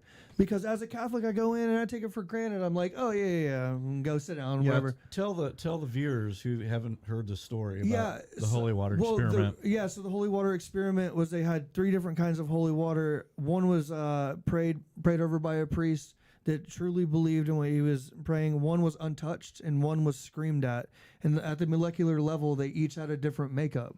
Right. And the one that was prayed over was more peaceful and more inviting. And so, but the question that begs is, like, is collective energy something? And so that's why I went home and told Cass, I said, man, that brings a whole new meaning to not just holy water, but like, To like anything. anything, dude. Anything. I'm glad I did go through all this paranormal crap that scared me, that doesn't scare me anymore, because I know I went out looking for it. I created it. Right. I made it. I brought it within myself, and that was my own fault. Right. So, and like I said, even when we were talking about starting this podcast last October, right, I was like, do I really want to start talking about this stuff? But then I started thinking, yeah, it's okay, because all I got to say is I don't believe in that.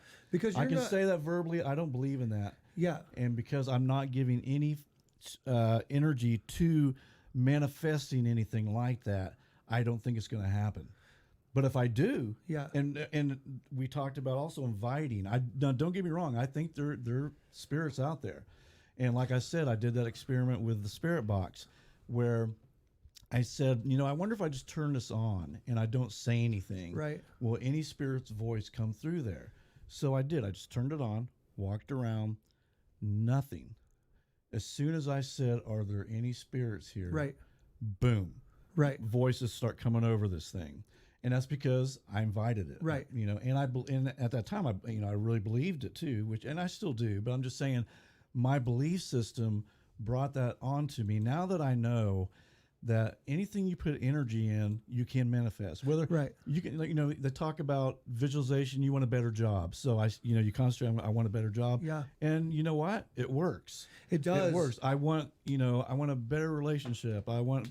Sorry, honey. No, No, a better relationship with my family or my kids or the people I work with. If I concentrate on that and I see it and I believe it, I manifest it. It's going to happen. So I love that you brought that up. Did you see me perk up really fast? No, I did not. I perked up really fast. I'm just on the side. All I'm seeing is a demon right next to me. Oh my God. It's like, ah. Well, I perked up real fast because I love the visualization part, like you were talking about. I actually have a little bit of history in that. In my past experiences in the military, we had this place called the Center for Enhanced Performance. Okay, and I had a athletic psychologist, so a sports psychologist that I worked with very closely, and so we did those kind of things. Like he would have us visualize for up to an hour, just sit in visualization of like an entire half of soccer, right? Or like even in the, going through drills or whatever it was, and you would envision, and oftentimes that would actually come to life. Yeah. Like you would, because you had practiced it over and over in your head. But and to your point about, because earlier, like I'm able to say like I don't believe in that anymore, right? And like so you were able to do this show.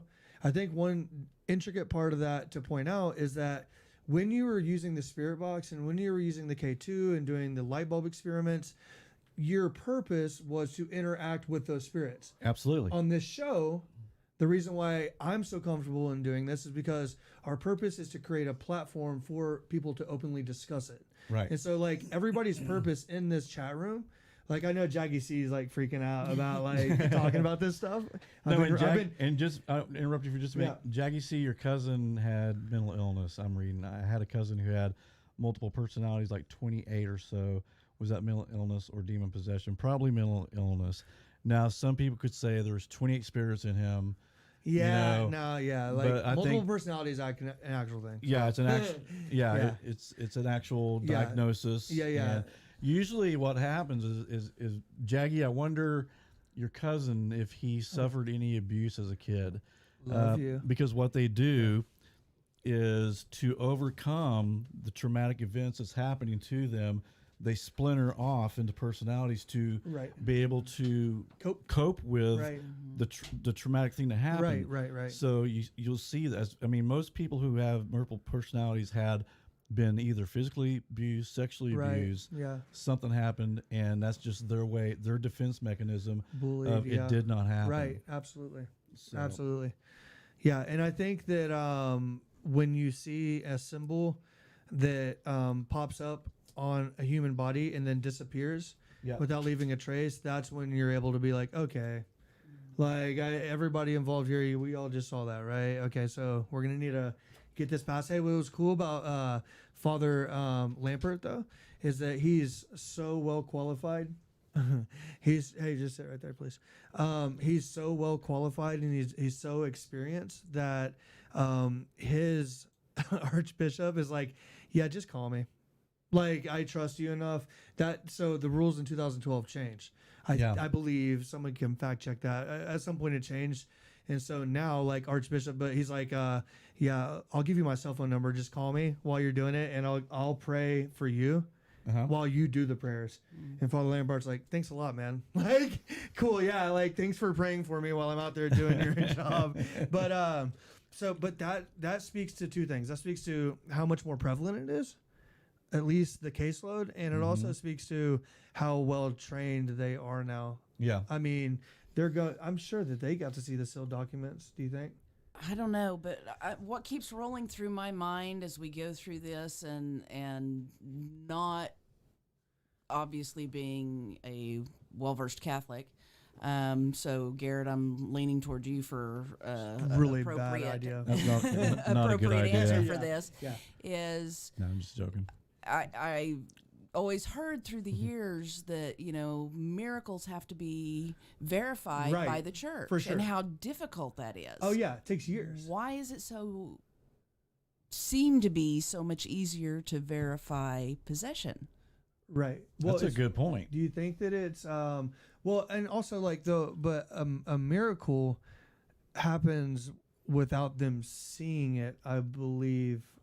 Right? Like, so they have to, I believe that's how it is. I mean, you know, like with Mother Teresa, I can't remember her 3 miracles were, but I think that those are firsthand accounts and just tracking down archive, you know, just all sorts of things. But I believe that the amount of miracles that are happening as opposed to the amount of people that could possibly be possessed is probably pretty lopsided. Yeah. You know what I mean? Like, Yeah. especially nowadays. Yeah. I did see an interesting thing. It was a National Geographic. They followed, I believe it was the Philippines, which has around 60 million Catholics. And the Philippines is pretty much predominantly Catholic and then Muslim. But it was a case of a boy who was about 14, and they lived very frugally. They, you know, like they were not, I wouldn't call it like, they didn't have necessarily like internet or anything like that. His mom was very, very Catholic, like the whole shebang, Mother, you know, Mary everywhere. And this kid did have some weird things going on that were very similar to the case about Robbie. Right. And so, like, speaking Latin, and which I found odd because it's very, I'm sure, uncommon. I mean, I'm thinking about parts of our city in education, like, you know what I'm saying? Probably very uncommon for a kid of his age living where he did in the Philippines to know Latin. And so he went to an exorcist. But I thought that was interesting because a lot of these things, too, like, we have the internet now. Like, you know what I'm saying? Like, if anybody's going to mimic something, it's going to be now.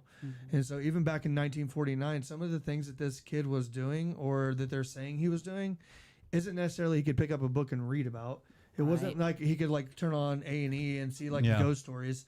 And so that's why I lean towards that, like, this was some sort of probably possession, honestly. Yeah, I tend to lean that way because me and Pam had even talked about it a couple of weeks ago, and we thought it's just a bratty kid, Right. you know.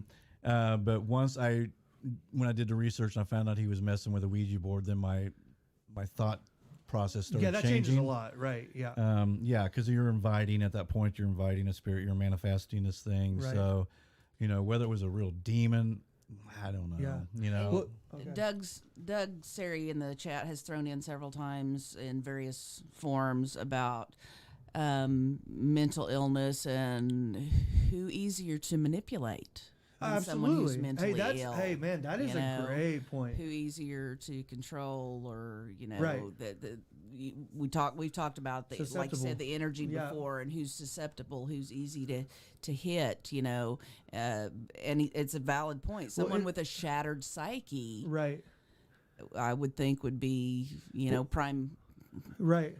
ocean, Yeah. prime property for Right. demon Yeah, moving. definitely. Yeah. No, definitely. agree. That's a great point. And I was going to mention that earlier in regards to Robbie as well, is that like, could that be, because listen, for him to go on with this and be like, oh yeah, I got out of school for a month. Right. Mm-hmm. Like, but for him to prolong this thing for that period of time there, if it wasn't a possession, Yeah. it had to be mental illness. That's because that's not normal. Right. Yeah. Like, you know what I'm saying? Like, that's not normal. And so behavior at all.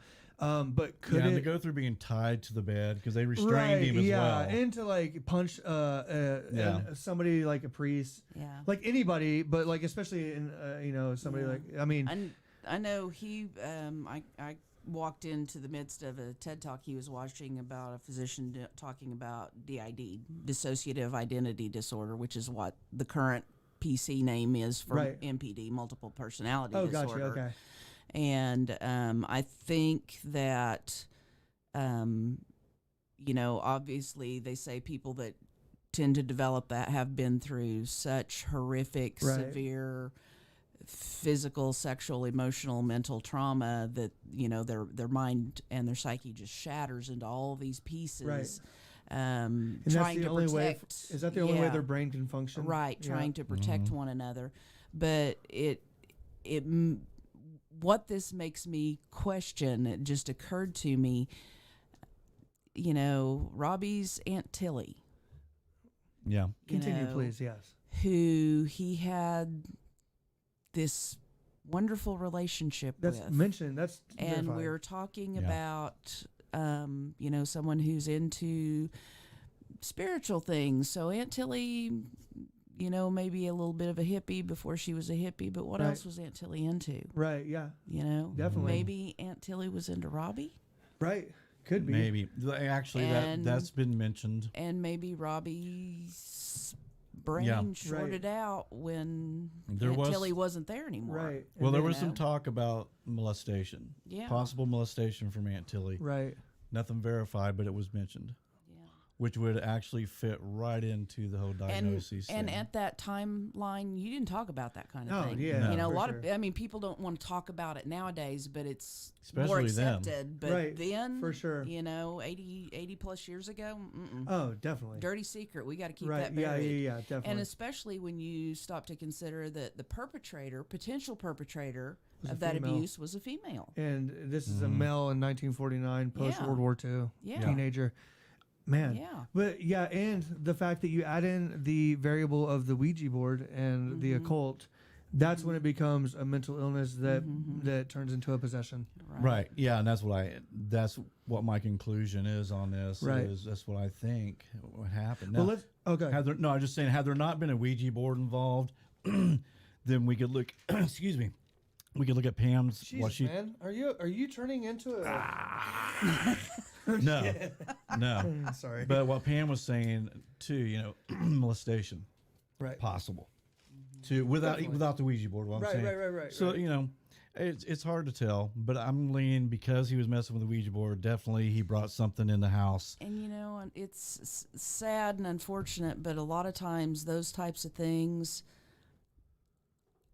they're not genetic, but they perpetuate in families. For sure. Yeah, environment. It's environmental. So chances are, if Aunt Tilly was doing it to Robbie, then who did it to Aunt Tilly? Right, and who right, did right. it to the person that did it to Aunt Tilly? So then would you it know? be like this residual kind of effect? Right. Compounding. Yeah. Exactly. Compounding effect. You know, and that's one thing that I've tried to explain to the kids over the years as they've grown up, and they go, "Oh, that's so weird. Why do they Right. do those?" You know. Yeah. And I was like, "You don't understand. When you grow up thinking this is what normal is, Right. Yeah. and because you don't know better, you don't Right. know different. Right. You know, this is your reality, so this is your normal. Right. Right. And hey, just quick point. That's like in anything though. Mm-hmm. That's like if your normal is to go to training and break your leg and your foot and just get over it and keep playing. She ain't here. No. Then that's what you grow up doing. But if you grow up doing, other things, and I'm not like it's an environmental thing. Essentially, is what you're saying. But then you add in the Ouija board.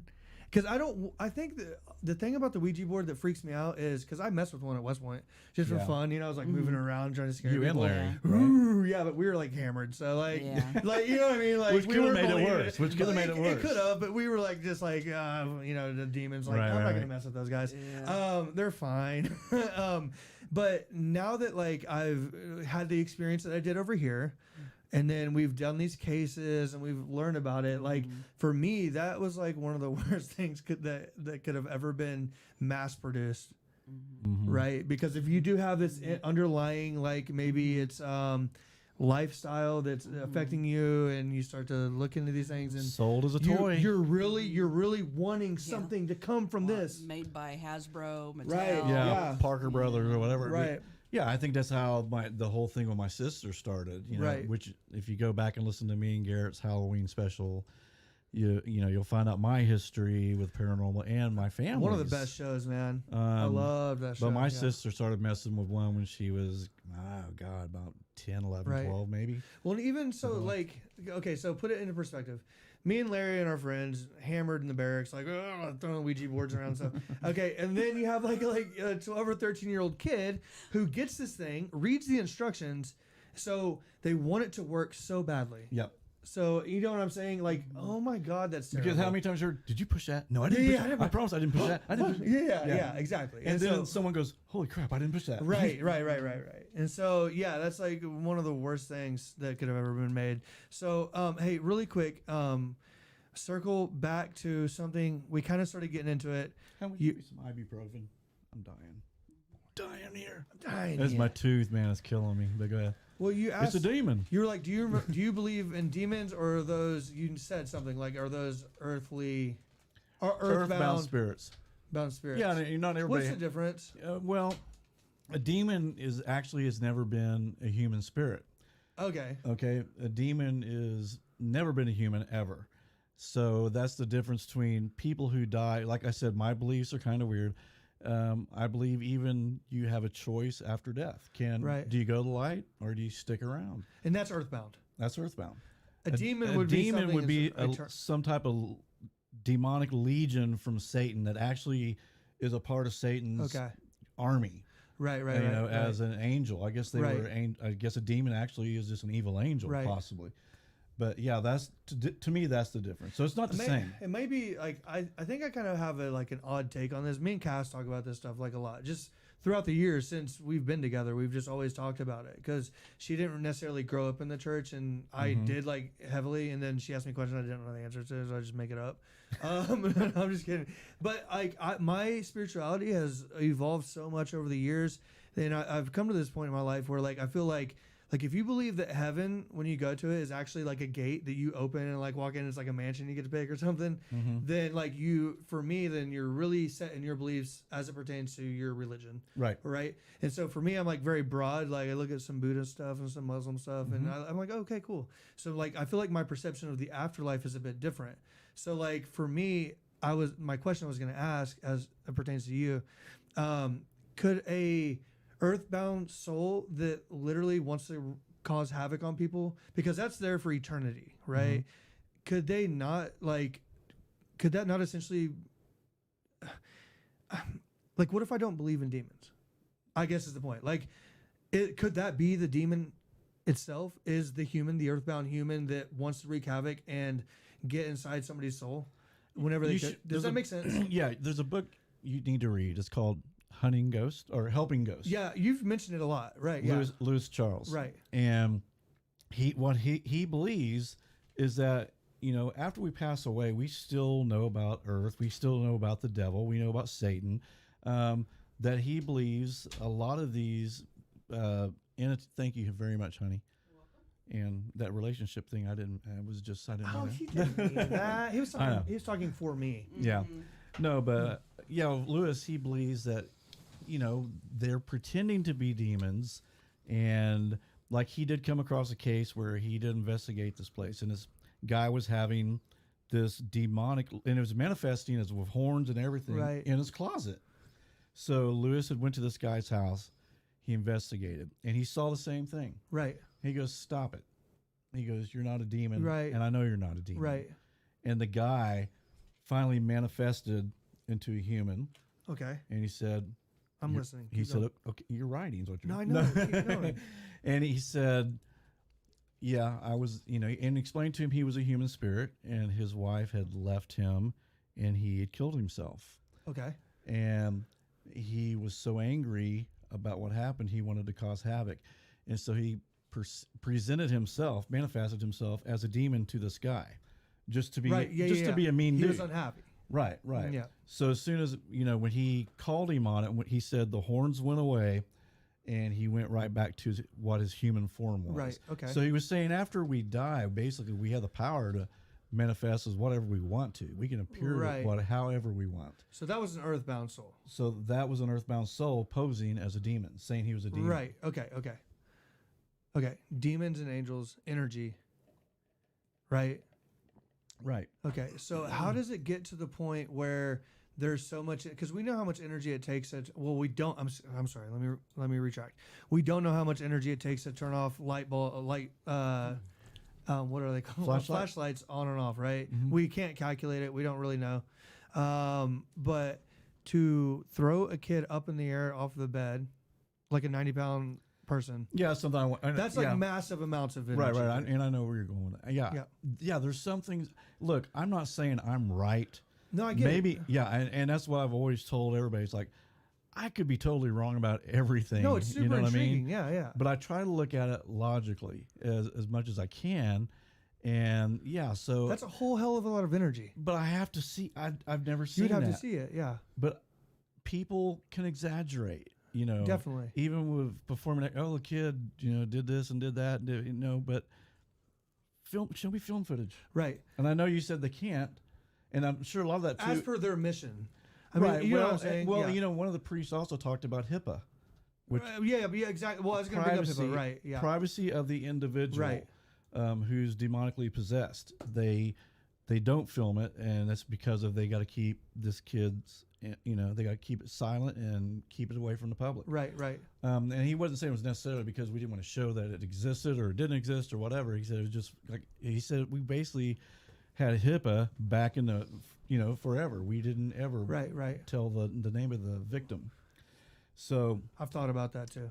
Yeah, so I guess what I have to say is, and not that I'd want to see that or even be a part of that. Yeah. But I get it. I would, because I was thinking the same thing. I was like, I would love it. Right, because you hear about people, dresser drawers sliding across the floor. Right. Yeah. And a lot of that, like, you watch those they have those ghost shows where they show, paranormal on camera. Yeah. It could be someone pulling a rope. It could be, that would be a whole lot of energy. Yeah. And if that's the case, then that's very scary. And if that is the case and they could cause that much havoc, they'd be causing havoc with everybody, I would think. Right. If they had that kind of energy. Right. If they were that powerful and they were on that mission to take your soul, then it'd be happening in every house in this neighborhood. Right. Yeah, I get that point. Yeah. That's a good point. That's what you show it to me. Right. But I guess for me, even not show it to me, I'd have to go see it for myself. Yeah. To make sure there's no one on the other side of the walls, like the Exorcist pulling cables and some kid trying to be a prankster. Right. Yeah. We just don't know. That's where faith comes in. But that's where faith comes in. You have to you know what I'm saying? So from the faith side, you have to believe in things, because if you believe in a miracle, then you have to believe that a demonic possession can happen, because although drastically different, they're also one and the same. Yeah. Right? Right. Like, Right. So that's where faith comes in. Do you think a priest could cause problems with that, with his belief that I believe I'm not saying all priests, because I know most priests do look at it from psychological, they do that.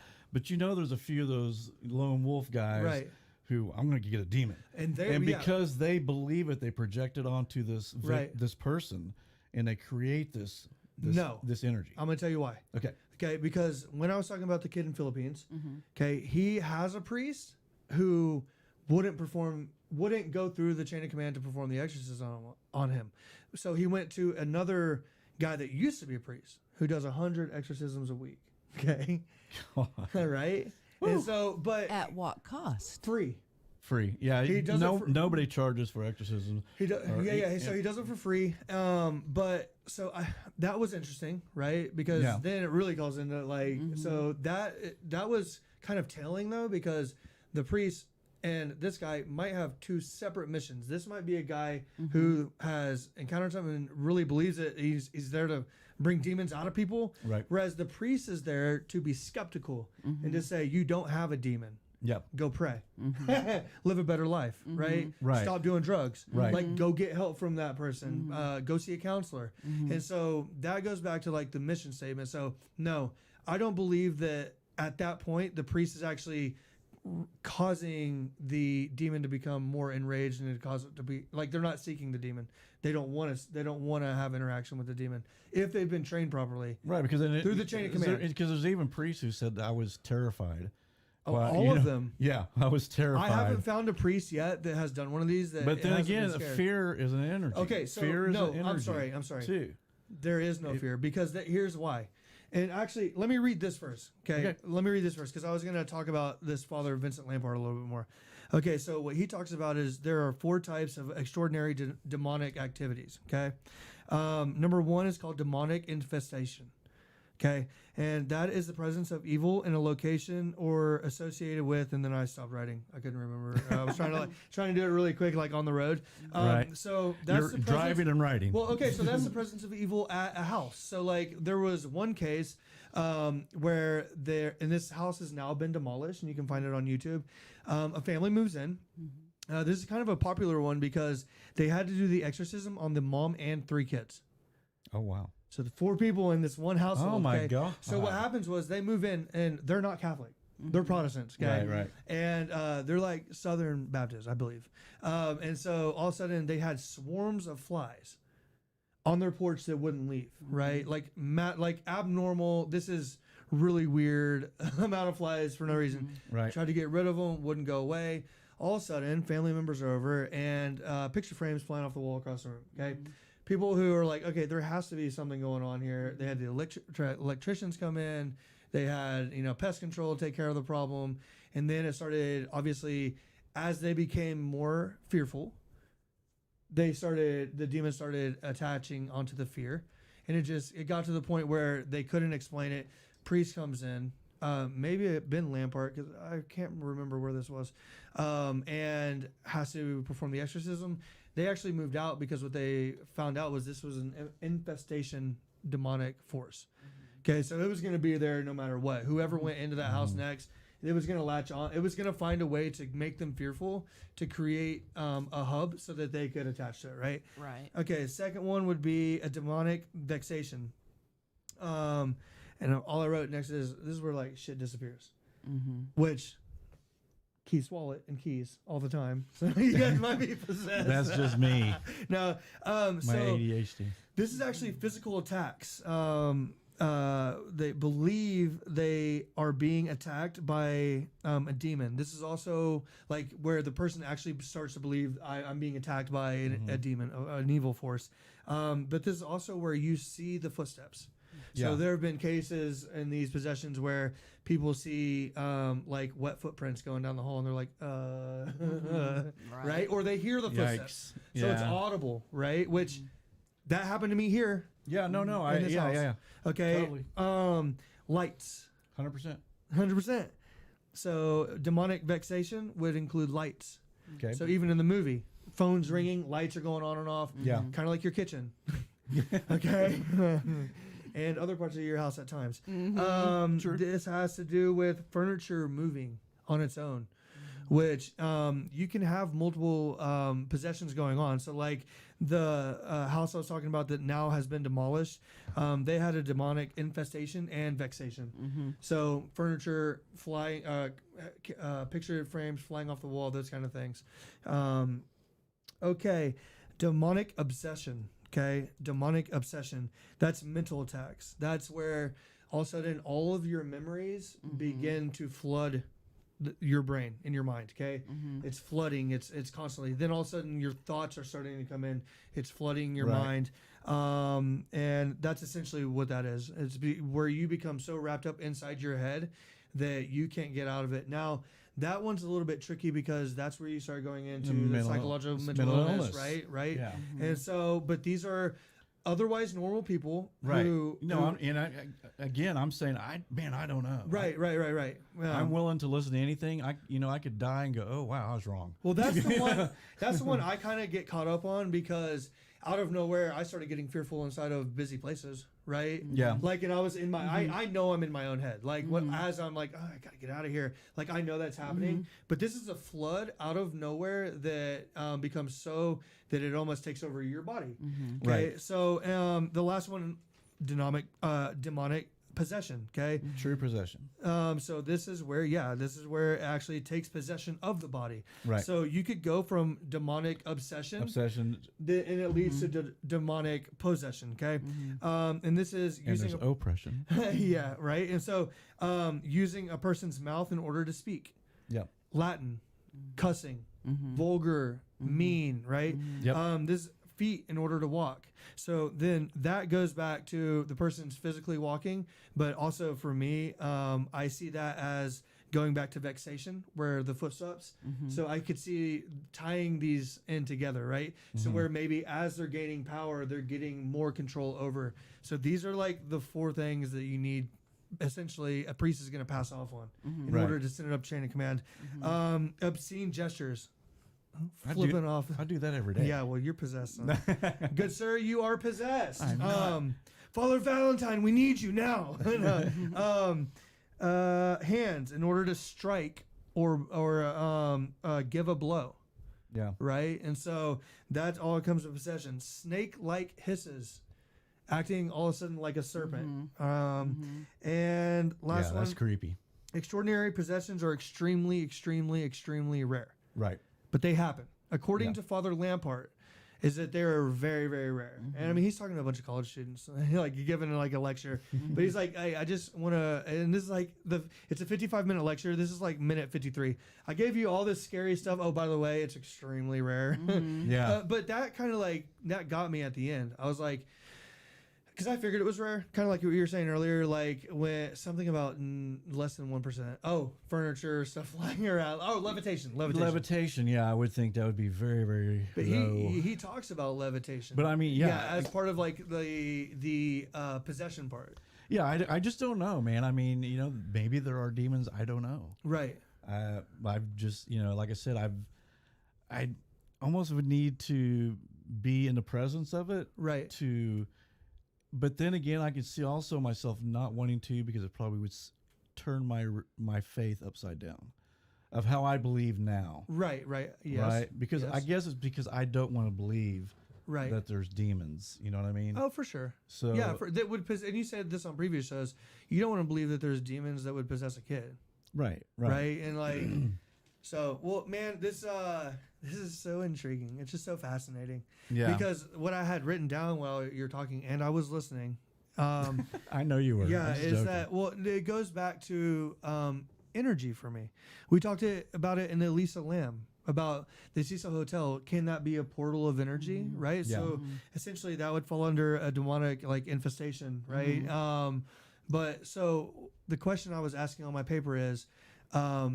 Do you believe, and I'm not asking, I'm just asking like generally, do you believe that miracles can happen? Oh yeah, sure. And so if you believe that miracles can happen, because it's a miracle I find my keys in the morning. It's true. But like actual, I mean, that isn't. But like No, we're talking about. Like, I know what you're saying, and I'm sorry, I'm not making fun of miracles. no, I know. No, yeah, absolutely. Right. But I think with a belief system, sure. Okay, so like, and to me, that People would be who have been cured from cancer, right. because they had total belief system that they were going to beat this. I mean, yeah, I mean, it's Energy, definitely man. a miracle, and Energy. and it's energy. Yeah. Yeah, and so like also, if you believe in demons, then you have to believe in angels, because essentially what you're saying is that demons are an energy, right? And so it goes back to the earthbound thing for me, because essentially what I was trying to say earlier is I can't wrap my head around just a demonic force that lives for eternity, because Right. I don't know how like the how our planets and universe were formed, right? So I for me, I'm always battling with that. But if we put it in terms of energy, right? Then I start to understand it more. Okay. Right. So you're saying that after somebody dies, essentially you can go on to the light, right? And become angelic and Angelic, or go to whatever place it is. Right. But in order for a miracle to happen, that would have to be some sort of, that would to me would be like an angel coming down. Right? Oh yeah. So that would be like the opposite of a demon, essentially, right? Right. Okay. Awesome. Okay, I'm just trying to wrap my head around I it, know, man. yeah. Like it's like That's the whole reason we put this show together. yeah. Is to talk about these things. And like I said, I'm not so stupid that I think, oh well, I know everything about it. I don't. Yeah. Well, that's the fascinating all I can go thing. is about what I've experienced and what I believe. Right. And Well, one thing I love about like how I was raised in the Catholic Church is because I never remember like reading the Bible or anything. Like if you asked me to quote the Bible, I wouldn't be able to. But we go over it every Sunday. My parents made me go. I enjoyed it. And then as I got older, I really was taken by it. Did you guys know I wanted to be a priest when I was in high school? no. Yep, when I was in high school. Before I wanted to be a president, I wanted to be a priest. And so, but I was brought up to be skeptical and to constantly question things, right? And Yep. so, my best priest that I considered mentors. That's why I said Father Valentine and Father Gatlin. I remember my good priests were always. It was almost like they were like struggling artists. They were like battling with something. Like, do I believe this or not? But I'm going to put all my faith into it. And so, Right. when we have discussions like this, it's always so fascinating to me because I don't know what the hell is going on. I know. I'm still battling with that. I'm like, what? Like like a human body can fly out of a bed? Yeah. Like what? Yeah. Oh my Lord. I mean, and that's the thing is, throughout, even as at my age, I'm still learning. I'm still open book. So you are super open-minded. and I'm still searching. You am, Tomo, yeah. I don't think we ever stop searching. Well, when you become complacent, it gets dangerous. That's the point I was making about what Father Lampard said. Like for him, obviously as a Catholic priest, he's pushing the God thing, right? But like for me, and I am a Catholic, but I said I'm a spiritual person. My thing isn't necessarily, it's a faith thing. And so once you stop searching for it, if you're not necessarily a church-going person or don't have much going on for you, you could become susceptible to Right. things, That is right? true. So All right. scary, man. Good show. Great show, Good dude. show. My tooth is killing me. I think it was one of the best shows. Yeah, I do too. And I do kind of wonder because we're really down in the chat room. I don't care. No, I love no, you guys that are here. No, I love everybody, even the people who aren't here. It's more intimate. But I like it. I just wonder though, is there some people who think I'm not going to join that chat about demons and exorcism? I bet, yeah. Because like what that other individual said earlier, 100%. talking about it can sometimes create that. Right. So that may be that because I'm watching the numbers and they're dropping. I mean, we didn't. I don't think even got past 30 today, Yeah. which is fine. It's kind of cool though. But Because it's I like would be interested in like when the people, if they go back and watch, if they left a comment, yeah, I didn't want any part of this show. Right, yeah. And I don't blame you. Because like I said, Garrett and I had this conversation about doing this paranormal thing, man, talking about it. Do we create this stuff, but we talked about it a long time and we came to the conclusion that that's how serious we have a took faith. It, man. We have our own faith. So yeah. that's okay. And our mission is to create a platform. So I kind Right. of like these intimate little Yeah, I do fun too. conversations. That was great, man. Yeah, look, Patrick job. said I almost bailed. Laugh out loud. Well, thank you for staying, Pat. Yeah. You're asking some good questions. Man. And That was let's amazing. see. I want to go back and thank Georgina again for giving us some cash. John John says, AVO, check the money. John, is that Right in there. Hey, John, if that's you, put a soccer ball emoji. And I won't make you run next week. So that's one of your students, right? Hey, there's Scott. Scott Johnson. Good to see you, buddy. What's up, Scott? I've been lurking. Have you been lurking throughout the whole John time said check the PayPal, brah. Yeah. Hey, listen, if this is who I think it is, then that's your one chance that you can call me bro ever. Yeah. Don't ever. You can call me Garrett, Coach Garrett, I need to or go. sir. Yeah, I need to get. And it's funny because I just bought, and I sound like a preacher. Please give to our fund. No, but we ran out of ink again. Yeah, we print a lot of stuff off. Dude. We print so many pages, and it's like, God, those ink cartridges are like $30. Yeah, but we're so scattered brain. It's like I have to have a hard copy of I know. everything. Dude. I tried to set it up where I could just not print it and just read it off the deal. But anytime you click on something, then your OBS goes down. To minimizes, and you can't see what's going on. The chat room, you lose that. So that's the reason I read, so I can keep an eye on the chat room. Well, not that I do. I mean, I try to, but I can kind of look and see how many people are on and engaged in the conversation. But good show, you guys. Very good show. I'm gonna go take a lower tab. Hey, you need it. Well, all the numbnesses wore off, and it wasn't bad, but it's really killing me now. It's probably the devil. It probably is the devil. Probably the devil getting in my tooth. Hey, John, thank you, buddy. You're funny. But anyway, all right, you guys. Thanks, everybody. That was amazing. Leave a comment about the Please. show and Ask questions. Yeah, if you want to ask questions, we'll talk about it next week. And then also, if you want us to look at something, whether it's a haunted case or a true crime, unsolved crime, let us know. We'll check. Absolutely. We'll check into it. With a lot of those shows we've done. Did Mona never showed up? She's our most in New Zealand. The devil scared him. Well, and possibly being down last week and knowing about the move and stuff, they and I just got sidetracked. I did. Yeah. Well, one thing I did want to say before we go quick with to New Zealand is we talked about they didn't monetize any of the crime shows.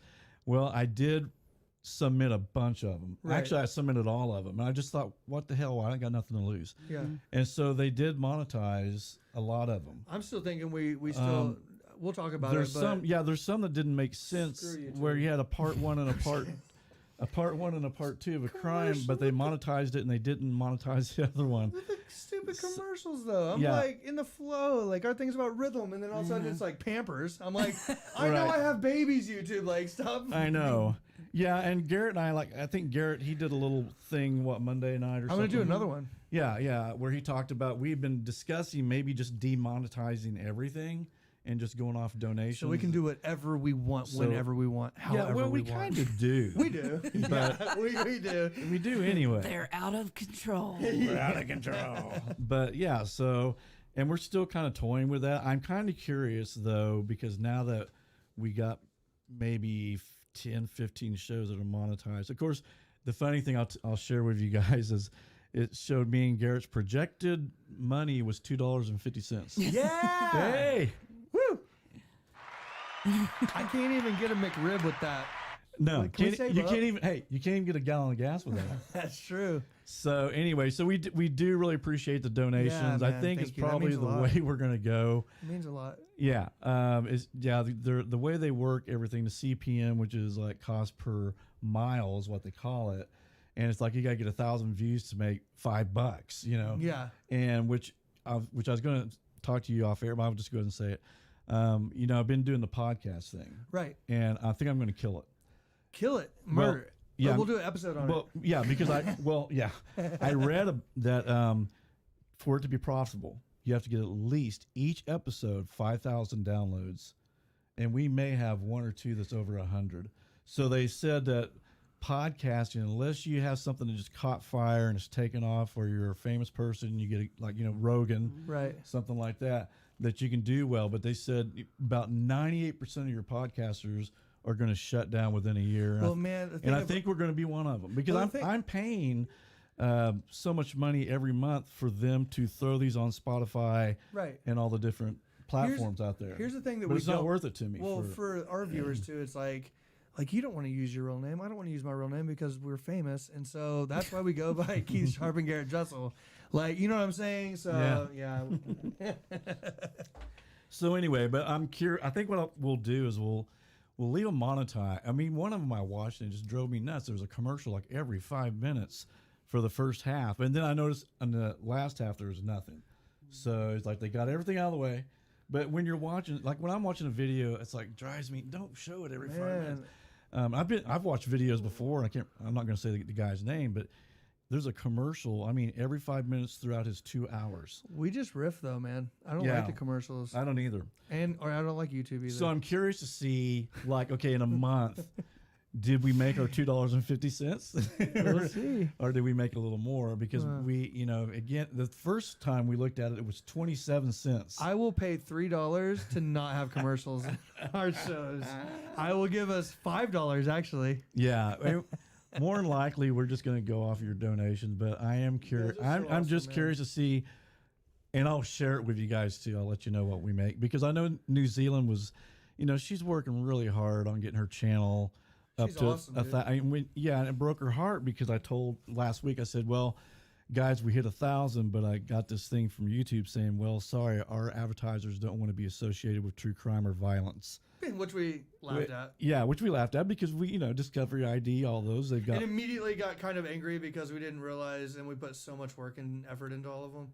Hey, yeah. Let me tell you though, like, shout out to New Zealand. Shout out to even Gumshoes. Also, although I don't agree with his theory, like, shout out to Gumshoe, man, grinding it out all over the place now. And he's keeping it alive and everything. He was great. Shout out to Matt Sullivan. Although we his case and his perspective is interesting. Yeah, well, Matt's passionate, man, about it. And that's my point. All these people are so passionate, dude.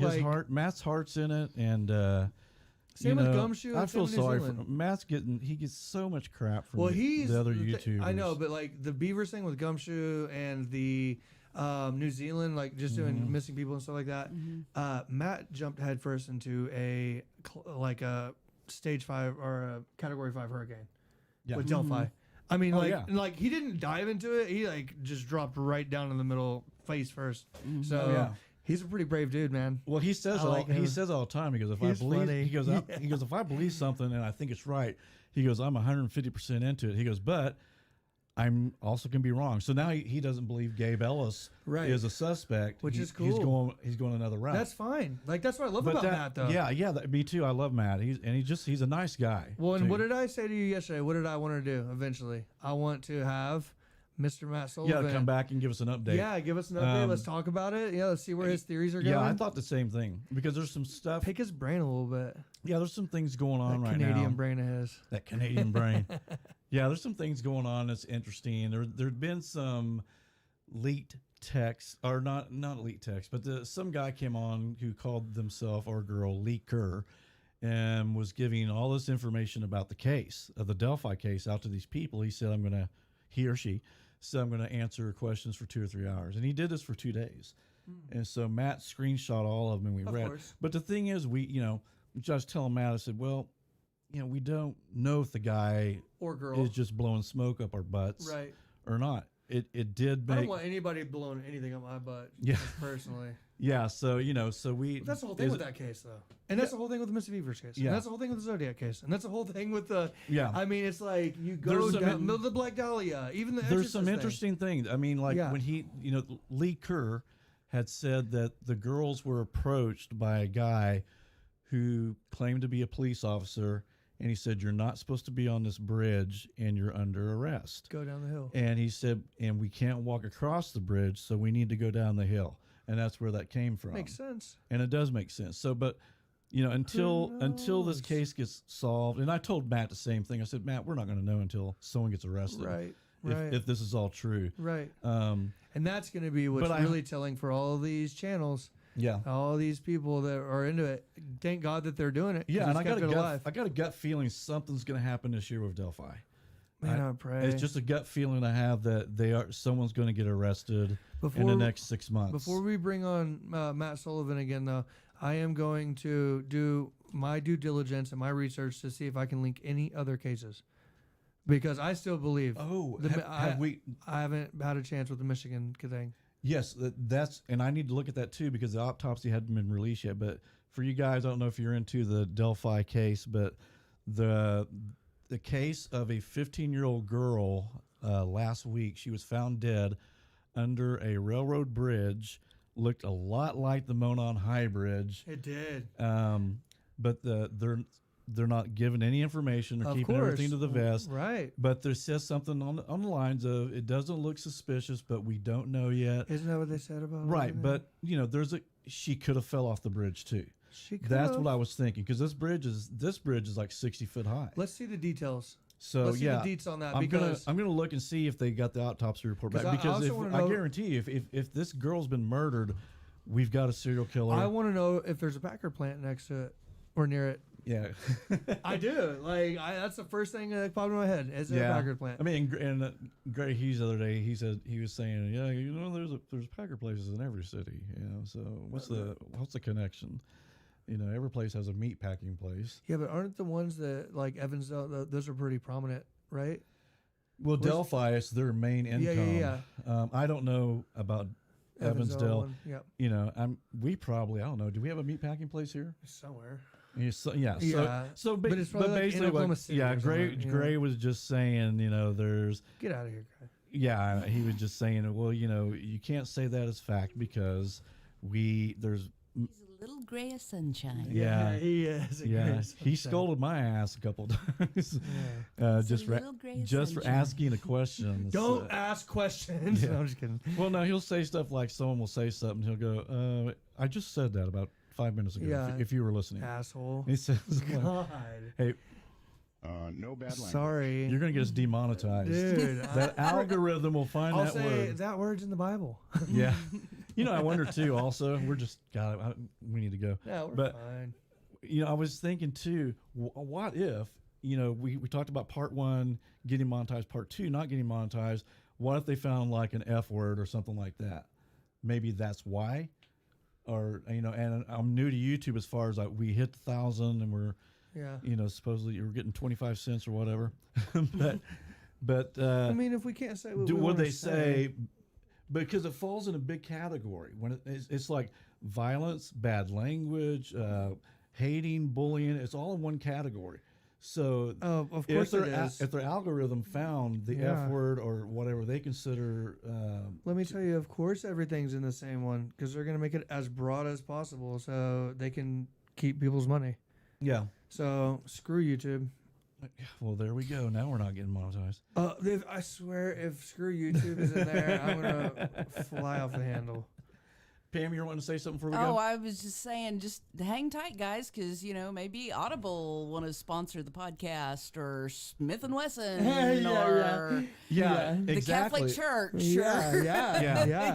Yeah, because I watched. There's a really good YouTuber. It's Active Self Protection. I watch this guy, and of course he's not getting monetized, but through his show, there's a place that sponsors him. Right. So he does. Guys, make sure you buy your blah blah blah blah. That's what I was telling you we need to right, do, right, man. right. Yeah. And like Pam mentioned, Audible. That's another one. I think Harlow. I never can get her first name, and she's really good. She's got Stephanie. Is that her name? I think so. But she has a lot of followers, lots of views, and I think Audible does help her out too. I think she's the one. I could be wrong, but anyway. But yeah. So anyway, we'll see how the monetization goes. And anyway, so let's do a few shout outs here before we leave. And John, welcome, buddy. Hey, that's Johnson, one of my kids from one of my programs. Yeah, Scott, good to see you. You said you've been lurking, but how long have you been lurking? Have you been watching the past shows or just this one? Randy, Bubba Randy, good to see you. Hey, tell me when you get to Carlo. Jennifer Swope. Hey, hello. That Carlo, San Diego. Mm-hmm. What a cool name, first off. Hey, he went to West Point with me. Dude, one of the greatest dudes ever. Cool. He's awesome. I want to give a shout out to Great Line Investments for Carlo. All right. Yeah. Sponsor. I'm just kidding. And I want to thank Love you, Carlo. my moderators, Jaggy C, and of course my lovely wife Pam, for helping us out tonight. And Jaggy, you still hadn't told me if you passed algebra yet. You don't have to put it in the chat because in case you didn't. Yeah. Let's hope you did, right? She had to jump off. She had a grandson visiting, and she had to get him ready to go. Oh, okay. Hey, All right. fascinating conversation tonight. It was good stuff, That man. was really good, man. For sure. Thank you. All right, guys. Have a good one, and we'll see you next week again. Bye. Fight for your right for free speech, okay? Amen, man. Fight for your right for free speech. This is why we're having these problems with YouTube, Facebook, all these other things. They're trying to control what we want to, what we want to say, and it's not right. It's against our Constitution. Amen, dude. So, okay. Good night, everybody. Good night, everybody. Bye.